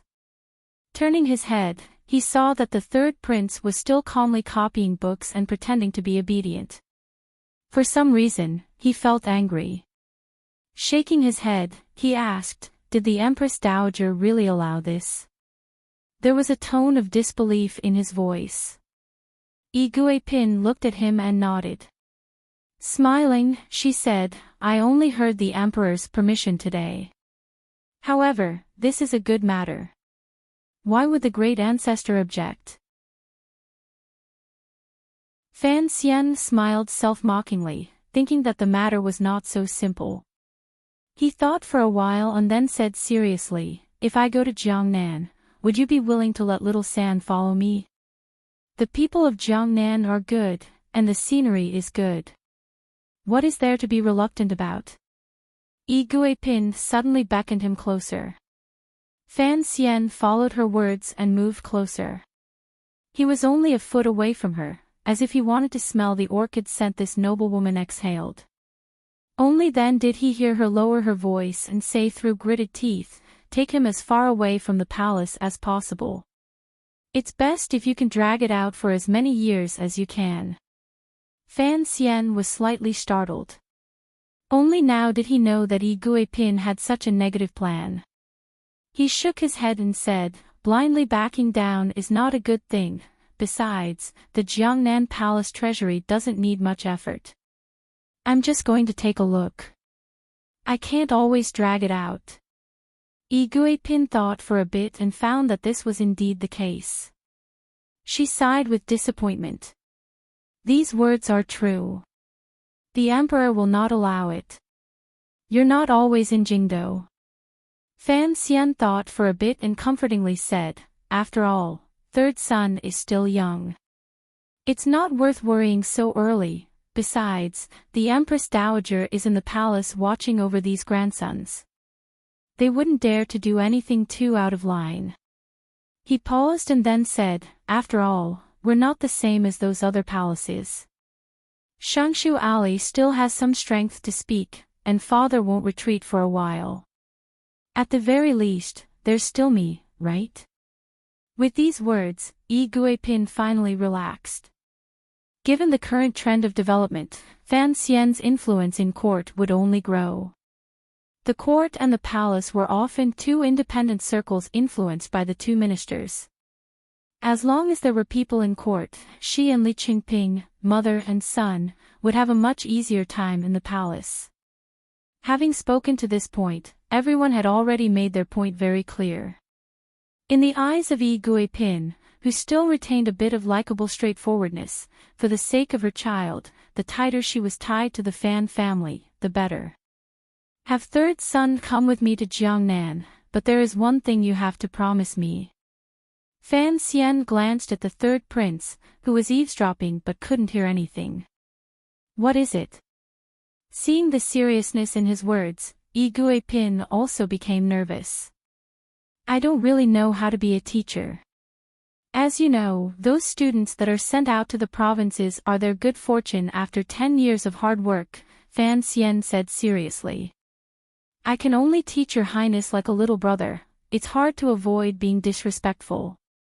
Hearing the words, teach like a little brother, Yi Guipin beamed with joy. She had no idea of Fan Xi's wretched state in the north and nodded repeatedly. Fan Xian looked at her like he was looking at a fairy, wondering why she was so happy like she had won the lottery. Probingly, he said, maybe, sometimes. I will, fight. You can do whatever you want with your feet. Yi Guipin said straightforwardly and said with a smile, as long as nothing bad happens to me, I'll let you do whatever you want. She then sighed and said, you don't know, the incident at that brothel a few days ago gave me a big fright. Normally, I only knew that he was on good terms with the second prince. Who would have thought that the second prince, that bastard, would actually urge Ping to do that? Ping is so young, what does he know? In the end, he was still used as a knife by others. Fortunately, you quickly suppressed this matter. Otherwise, who knows how angry the emperor would be. Fan Xian smiled silently, thinking that this son of yours was not a kind person. Although he was only 8, the things in his mind were complicated. He then heard Yi Guipin say in a low voice, teach him to be more obedient, even if he becomes the useless King Jing, at least he can have a lifetime of peace. Fan Xian listened to these words and couldn't help feeling a bit emotional. In this world, only a mother was good. This line was indeed not wrong. A child without a mother was like a blade of grass. His own life experience also proved the truth of this line. It was still early before dinner time, and there was still no news from the Empress Dowager's palace. Fan Xian was happy to have the peace and quiet. He stayed in Shufang Palace and chatted idly with Yi Guipin. The two of them were relatives, so there were fewer taboos. Furthermore, in the entire Chile royal palace, it seemed that only Yi Guipin's palace still had some human touch. Servant greets Princess Chen. Following the crisp greetings of the serving girls in the outer room, Lin Wan rubbed her 2 small hands and walked in. Today, she was wearing a jade-colored layered dress and a large red silk jacket. On the cuffs of her sleeves, there were 2 strands of fox fur. It was furry and cute. Fan Xian sat in the wheelchair and stretched out his hands. Wan moved forward and placed her hand in his warm palm. Her movements were very natural.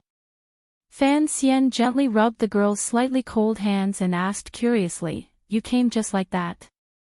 The colors were similar to red and green. However, the red was a bit more vivid, and the jadeite exuded nobility.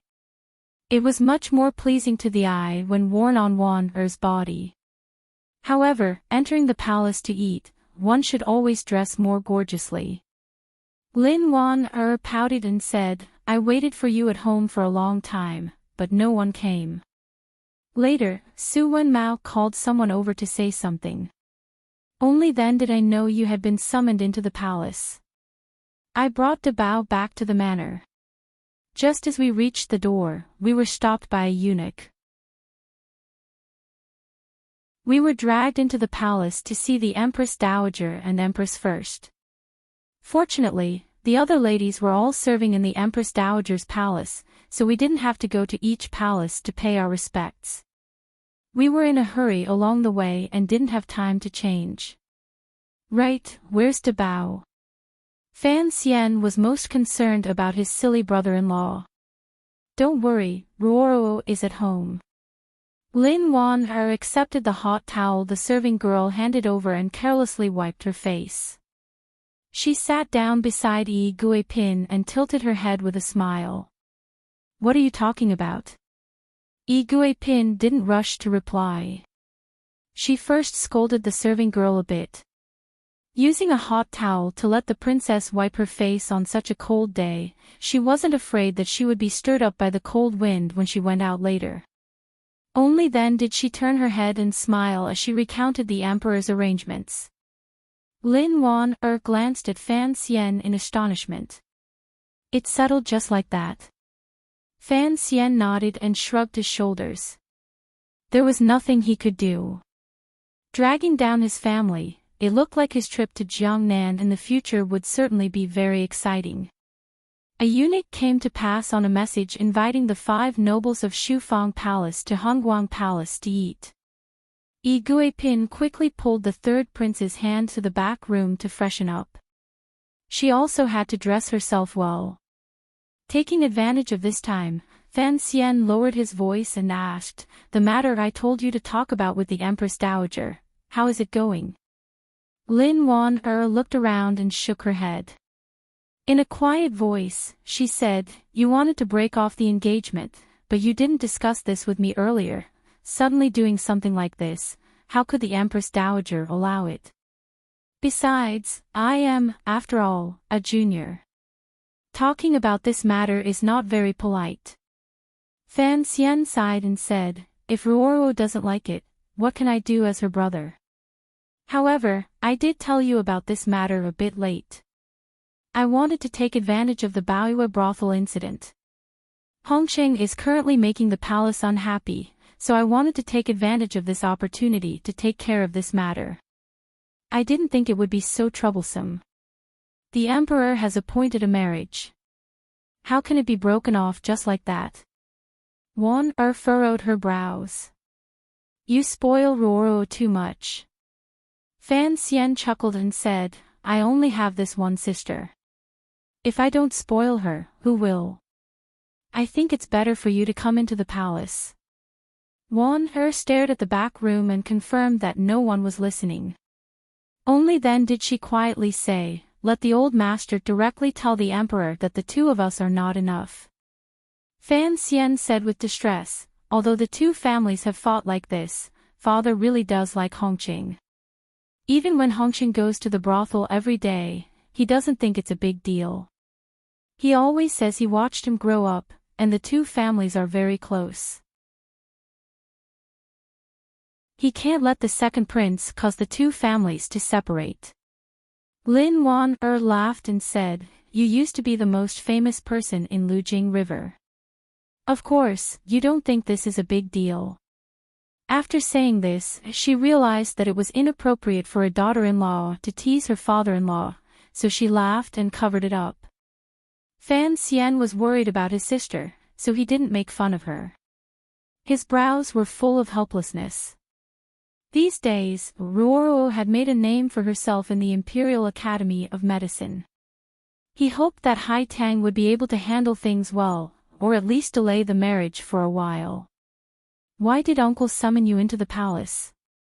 Lin Wan-er asked the question she really cared about. "I'm afraid it's not just about the 3rd prince." Fan Xian quietly looked at his wife. Suddenly, he reached out his hand and gently stroked her smooth chin. He smiled and didn't say anything. Was she supposed to tell her that her dearest uncle had asked her dearest husband to use all his skills just to make her biological mother destitute? Fortunately, Yi Guipin and the others had already dressed up and came out. Fan Xian turned to look and saw Yi Guipin and the great princess of Northern Qi walk out hand in hand. The 2 women, with their jewelry, clothing, and makeup, shone brilliantly. Their features were like a painting, dignified and noble. He couldn't help but praise them in his heart. The so-called splendor of jewels was nothing more than this. The great princess looked at him and smiled. She walked out of the hall, shoulder to shoulder with one, whom she already knew. The winter solstice was as big as the new year. On this day, everyone in the Qin kingdom rested. The court stopped, the army rested, the borders closed, and the merchants rested. It wasn't just the capital. Even northern Qi, far away in the north, was peacefully living a happy life. According to the customs of the Qin kingdom, mutton was to be eaten on the winter solstice.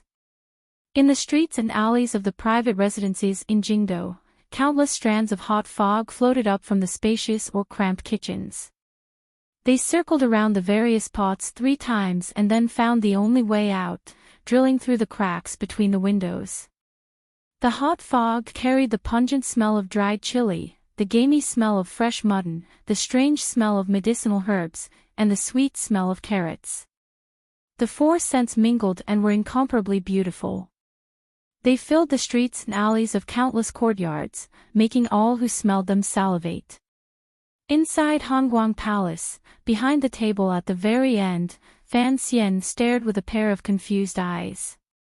He looked at the mutton that had been cut into the shape of an ear with the tips of his chopsticks. He looked at the mushrooms and rare vegetables floating in the white soup in his bowl. He couldn't help but sigh in his heart. The mutton in the palace was indeed different from that of the common people. The workmanship was much more exquisite, but it also lacked the warmth of incense. Without tofu and carrots, how could he eat the mutton? The biggest problem was that the mutton was already warm. He couldn't burn his mouth and lips until they were numb. What would be the point of drinking it? So, he just barely finished the soup in his bowl and picked up some chopstick sauce to mix with the rice. He chewed slowly and carefully, delaying the time of this boring, family feast. His eyes were focused on his nose was focused on his lips, and his lips held the tips of his chopsticks. He was incomparably focused, but the corners of his eyes didn't wander. He quietly listened to the conversation of the members of the royal family in the palace and didn't interrupt. He was as lonely as the wheelchair not far behind him. Hongguang Palace was the Empress Dowager's palace. It was the grandest building in the rear palace. Although it was much simpler than the wastrel royal palace in Shangjing in northern Qi, it was still magnificent and majestic. The candlelight was like the sun, making the furnishings and objects in the palace shine. The members of the royal family in the palace ate silently, not daring to look directly at the old woman at the very top, as well as the emperor and empress beside her. On the winter solstice, everyone had arrived, including King Jing's family of 3 and the second prince, who was under house arrest. However, when the second prince and Hongqing saw Fan Xian enter, they were only slightly surprised. They didn't charge forward to kill him like a shrew. Fan Xian glanced at the old woman at the main table out of the corner of his eye. This was the first time he had seen the Empress Dowager. From the wrinkles on her face, it was as if he could still smell the old woman's methods and hard heart. Although the tiger was old, its ill might was still there.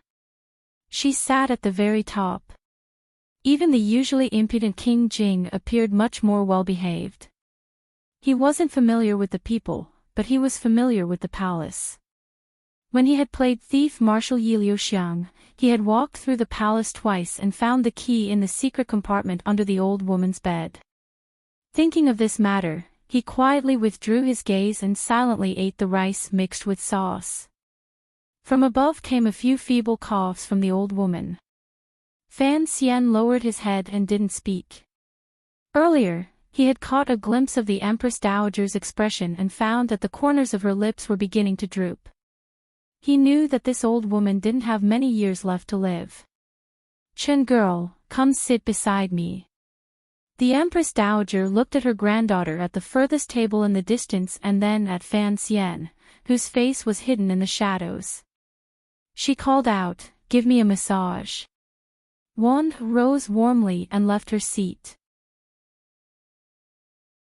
With a smile, she walked over and whispered something into the Empress Dowager's ear.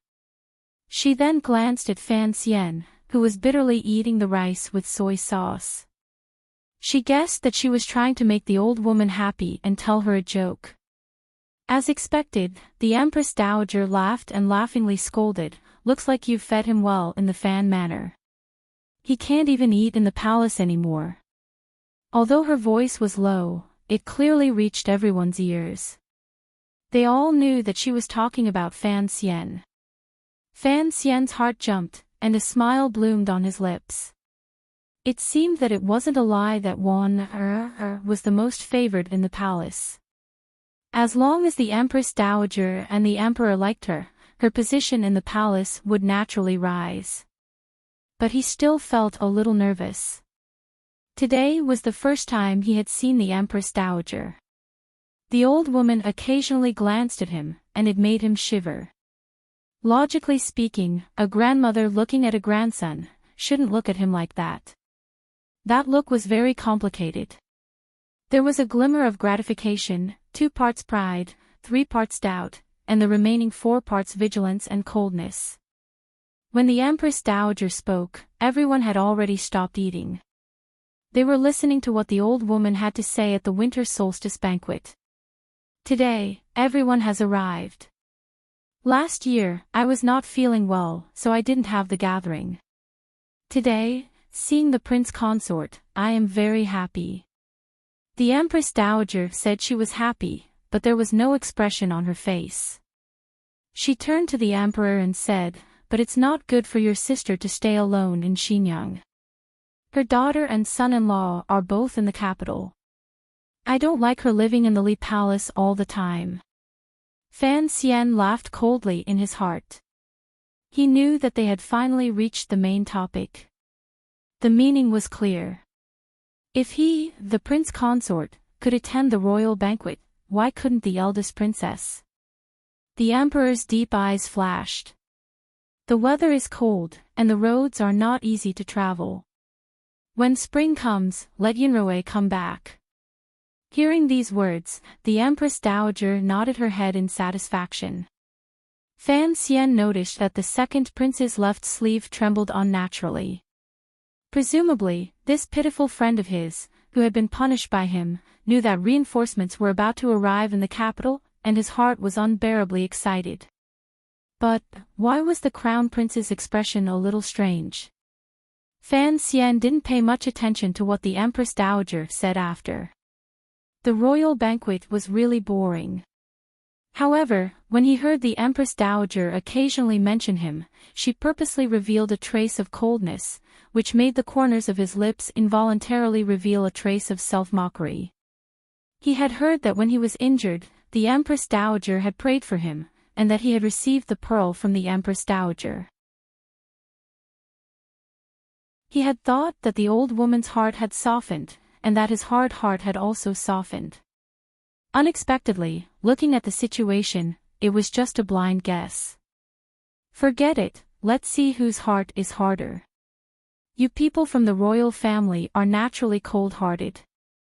I'm a monster who's lived 2 lives, so my heart won't be soft either. At least it's harder than the mutton in the cold soup. Since the ruler was not the ruler, the official was not the official, the father was not the son, the ancestor was not the grandson, did he need to be afraid of that groundless blood relationship? Although he was a poet who plagiarized, Fan Xian was, in the end, a literary person. He could not shake off that sour and proud character. In this cold and deserted Hongguang Palace, he straightened his body and back.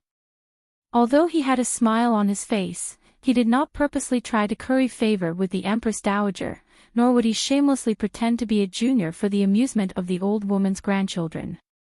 For a moment, the conversation in Hongguang Palace seemed awkward and cold. Other than the Empress Dowager, the ladies and princes in the palace were all familiar with Fan Xian. They knew that this son-in-law was not a simple character. When it came to making people happy, that was the little trick he was best at. Thus, they didn't understand why Fan Xian didn't take advantage of the family banquet to curry favor with the Empress Dowager. The emperor did not think much of it. He thought that Fan Xian was angry at the fact that his mother-in-law was returning to the capital and had lost his composure. The Empress Dowager thought that this young man was naturally arrogant, and she disliked him even more. Seeing this, the Empress did not understand what Fan Xian wanted to do. A trace of doubt appeared in the corner of her eyes. Under the Empress Dowager's slightly angry gaze, Lady Ning drank her wine boldly.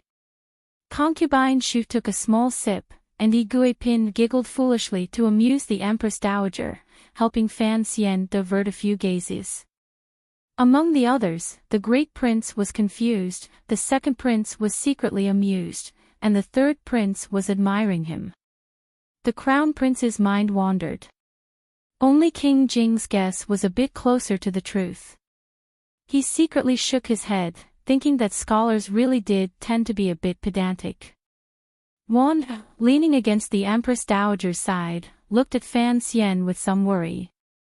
In the cold night, snowflakes began to fall again. At the corner gate of the royal palace, Fan Xian sat in his wheelchair with his head slightly lowered. His expression was calm, as if he had nothing on his mind. Lin Wan was a bit worried.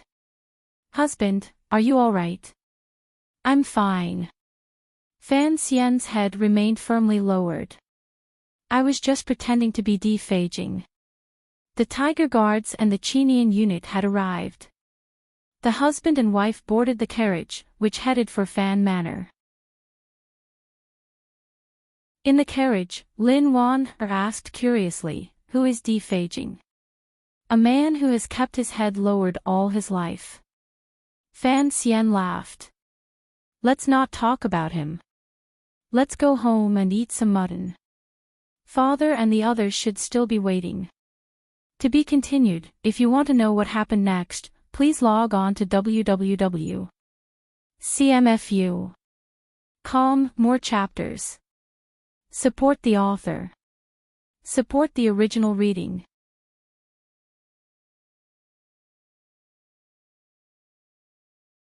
Chapter 318.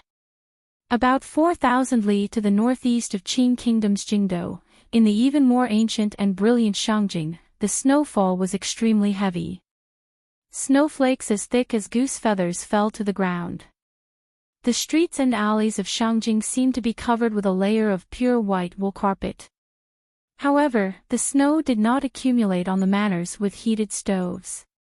The black eaves of the houses were exposed, and the two contrasted particularly beautiful.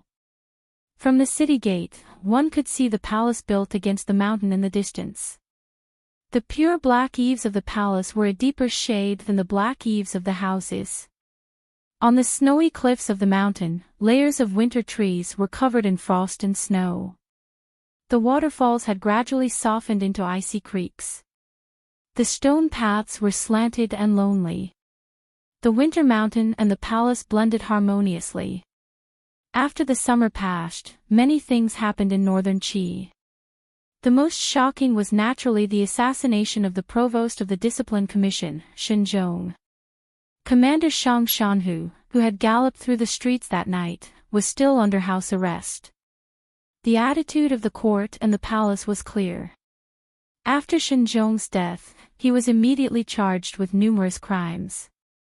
The Shen family was destroyed, and only Lady Shen, whom the people of Shangjing were familiar with, had suddenly disappeared without a trace. Shenzhong's sudden death was a heavy blow to the embroidered uniform guards. The already weak Northern Qi's secret service had been secretly dealt a blow by the young emperor. After losing a shrewd leader, they appeared even weaker. Even the Empress Dowager's voice had become much quieter. In the past few months, all the members of the Brocade Guard had been nervous. No one had come to take over the yamen, and no one knew how the court would deal with it. Fortunately, the court had finally issued a decree a few days ago. The son of Marquis Ningho, Wei Hua of the Honglu Temple, had officially taken over the position that Shenzhong had vacated. In the rumors of Shangjing, the Empress Dowager had wanted Marquis Ningho to be the provost, but the young emperor had refused. Now that the decree had clearly stated that Marquis Ningho's son would take the position, it inevitably caused some discussion. No one knew whether or not the mother and son, who quarreled every day, had finally come to some kind of tacit understanding and compromise. Today, the brocade guard roused themselves, bringing out the fierceness and dominance of the past, and began to carry out a new mission. More than 100 brocade guards dressed in brown official robes surrounded Shoshui Street, allowing the snow to fall on them. Shoshui Street was not simple. The shops on it all had deep backgrounds, especially the 7 shops in the middle. They were all royal merchants of Qing. The two countries were currently in a honeymoon period. Logically speaking, the brocade guard was in the midst of reorganizing themselves, and should not have come to cause trouble. But the development of the situation exceeded everyone's expectations. The shopkeepers along the street stood up, rubbing their hands in the wind and watching nervously as the brocade guard took away the owner of the tavern. He was Xing Huairen, and was one of the head of the Qing Palace in Shangjing. Shopkeeper Yu of the glass shop leaned against the old door and said in a trembling voice, "How dare you arrest them?" The shop assistant said softly, "It was said that there was a large stockpile of goods in the south of the capital. There were no customs documents, not even tax receipts." The brocade guards followed that line to Shangjing and dug out this boss Xing. The wind and snow blew against his face and circled around his body. It seemed to be even more translucent than the glass bottle behind shopkeeper Yu. He looked at the gradually retreating brocade guards with a worried expression. He was well aware of the matter of the palace treasury smuggling to the north. This was a business that the eldest princess had single-handedly carried out. However, Northern Qi had always tacitly agreed to it and enjoyed the benefits of low prices. Why had they suddenly acted today?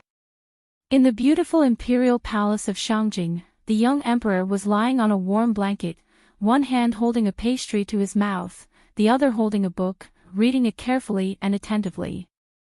The new provost of the Discipline Commission, Wei Hua, carefully glanced at him and deliberated for a moment before summoning up the courage to interrupt the emperor's absent-mindedness. In a quiet voice, he said, "We arrested a few people, but all this time, the Cui family and Xinyang have helped the court a lot, so it was a bit embarrassing. So, according to the Empress Dowager's orders, those with status were released in the end." The young emperor didn't look at him, but the corners of his brows furrowed in disgust. He said, "Women are too kind. Since we've already fallen out, what's the point of looking at old feelings?" He was criticizing the Empress Dowager, so Wei Hua didn't dare to respond. The emperor shook his head, his gaze still lingering on the book. He continued, "But it doesn't matter whether we arrested them or not. How much of the goods did we seize?" "A lot." A glimmer of excitement flowed through Wei Hua's eyes. The information was accurate. The southern barbarians didn't expect us to break the old rules and were caught unprepared. They suffered quite a bit. He suddenly thought of something and asked hesitantly, "This is a bit absurd. Even if Fan Xian wanted to fight with the eldest princess for the palace treasury, there's no reason for him to give us such a large gift. Given his current power in the Qing kingdom, he could completely swallow the goods himself and not let them flow north." The emperor still didn't look at him. He said coldly, "To give me such a large gift, naturally, he has something to ask of me. There's no problem with the timing. According to the news from the south, Fan Xian made his move before we did. The southerners shouldn't suspect that I'm working together with him to split the loot. They'll only think that I'm taking advantage of the situation. But..." He suddenly put down the book in his hand and narrowed his eyes at Wei Hua. The warning in his eyes was clear. "Only 5 people in the court know about this. I don't want the news to get out because of you." Wei Hua was terrified. He prostrated on the ground and swore an oath. "Please be at ease, Your Majesty." Although he was the son of Chang Ningho, he was actually closer to the emperor. He knew that the emperor was giving him a chance to take control of a powerful yamen like the Brocade Guard. It was up to him to see if he could grasp it. Are the Qing envoys still protesting? The emperor suddenly asked with interest. Wei Hua nodded and smiled bitterly. Sir Lin is making a ruckus in Honglu Temple every day, crying out for the Cui family. He says that the court didn't investigate and forcefully seized the Cui family's goods and money. It's outrageous and has greatly affected the friendship between the two countries. The emperor cursed. What is the Cui family? They're the biggest smugglers in the kingdom of Qing. I'm helping the southern barbarians discipline their people. Instead of thanking me, they're blaming me. These southern barbarians really don't know any manners. Wei Hua smiled bitterly. He thought, you're helping a foreign country discipline its merchants, but you're not willing to give up the goods and money you've already eaten. How is that reasonable? Lin Wen was the envoy of the Kingdom of Qing stationed in Shangjing, but he didn't know the inside story. Of course, he had to fight for the people of his country. The most troublesome one is that advisor Wang Qinian. Wei Hua suddenly had a headache. Sir Lin is making a ruckus in Honglu Temple, but Sir Wang is running to Taichung Temple every day, asking to enter the palace to see His Majesty. He says that the Cui family is a famous merchant of the Kingdom of Qing. As officials of the Kingdom of Qing, they must protect the interests of the Cui family. The emperor was startled. He was so angry that he laughed. Interesting. How interesting. Not only is Fan Xian interesting, but his confidant is also so reckless. It's his own master who wants to kill the Cui family. But with this ruckus, not only has he helped Fan Xian clean up his mess, he's also tainted me. But toward his counterpart in the south, Wei Hua was still wary. He couldn't help but say, Your Majesty, if the whole story of this matter is secretly sent back to the Kingdom of Qing and the Emperor of the Qing Kingdom finds out that Fan Xian has been generous to his country and secretly colluded with our court, I'm afraid he'll be furious. Perhaps he won't be able to climb back up again. The negotiations between the two countries in the summer let him know how cold and ruthless Fan Xian, this gentle and refined scholar, was.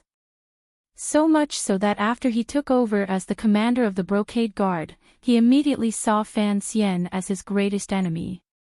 He constantly thought about how to make Fan Xian unlucky. Now that he thought of this evil plan that would make it difficult for Fan Xian to rise again, he couldn't help but feel excited. He looked at the emperor with a face full of hope. What disappointed him was, the emperor still only shook his head. Take a longer view, the emperor said with a mocking tone. With a mocking tone, the emperor said, the goods of the Cui family are already within our borders. What is the use of seizing them? Do you think I care about the silver of these merchants? In the past, the court has always had dealings with the eldest princess. Both sides have received many benefits. Do you not understand the reason why we want to cooperate with Fan Xian this time? The emperor picked up the book on the table. As he read, he quietly said, the palace treasury of the southern court will soon belong to the Fan family. If you don't have enough confidence in destroying him, then it's best to be a bit more polite to him. The people of my country are still counting on Commissioner Fan to endlessly send cheap goods year after year. After Wei Hua left, the emperor's expression seemed to relax a lot in an instant. He stretched inelegantly and gave a big yawn. At this moment, a beautiful woman dressed in a luxurious palace dress lifted the curtain and walked out. Looking in the direction the new commander had left, she blinked and asked curiously, "What were you talking about? It sounds like it has something to do with Fan Xian." "Lily, every time you hear the name Fan Xian, you get so nervous. Aren't you afraid I'll be jealous?" The young emperor pulled her into his arms and said flirtatiously, "Fan Xian made a move against Xinjiang in the south. I cooperated with him a little. It was not a little cooperation. The Chui family's route to the north had already been completely destroyed, and the goods and silver that had been left behind had all been seized by the brocade guard. A large clan famous for their business had one hand cut off, and the other hand within the Qin kingdom had long been completely cut off by the sinister and terrifying Overwatch Council. Sea Lily giggled and replied, "Of course I'm nervous. Sir Fan is our matchmaker." The young emperor thought about it and agreed. If Fan Xian hadn't come up with such a strange idea to have Ku He take Lily as a disciple, given Lily's background and identity, it would have been troublesome for her to enter the palace. "What are you reading?" Sea Lily curiously snatched the book from the emperor's hands. The emperor panicked and snatched it back. "Fan Xian specially sent me the latest chapter of the story of the stone. It's unique in the world. Don't ruin it." Sea Lily smiled brightly and snuggled up to his side. How could Fan Xian dare to make a move against his own mother-in-law? The emperor shook his head. "That bastard seems to be much more daring than I am. The palace in the south is much more complicated than here. Who knows? The noblest river in northern Qi was the Yuchuan River that flowed down from the mountains, circled around the royal palace, and then cut across the ancient city of Shangjing. The further up they went, the closer they got to the royal palace, and the quieter it became.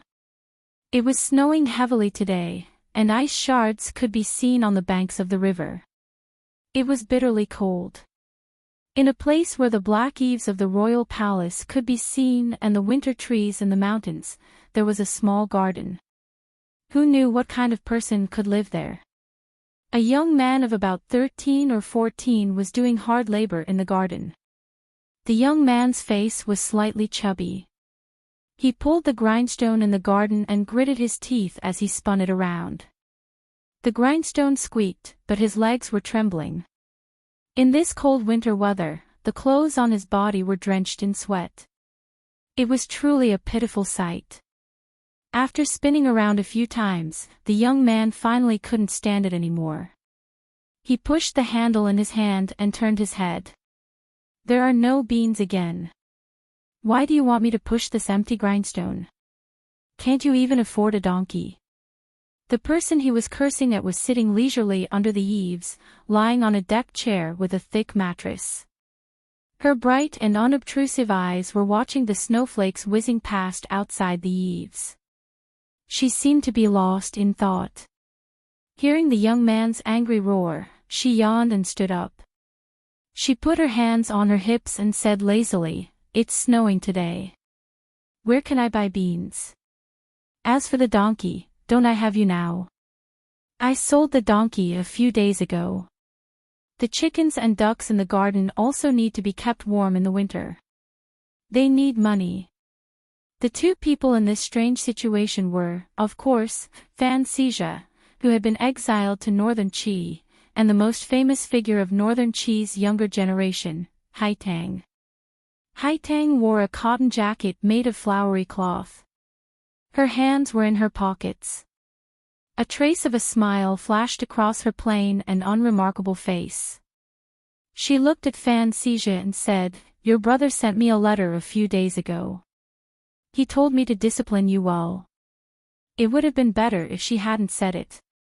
Once she said this, Fan Xizha finally went crazy. He had been in Shangjing for a few days, and in the end, he had done nothing but be forced to do hard labor by this village girl. Even Yen had been sent away by her. This village girl's status was high, her martial arts were strong, and she was quick-witted. He had thought of escaping many times, but it had never worked. Life in Shangjing was incomparably bitter. Thinking of this, he angrily squatted down and scolded, "Who are you to me? What right do you have to discipline me?"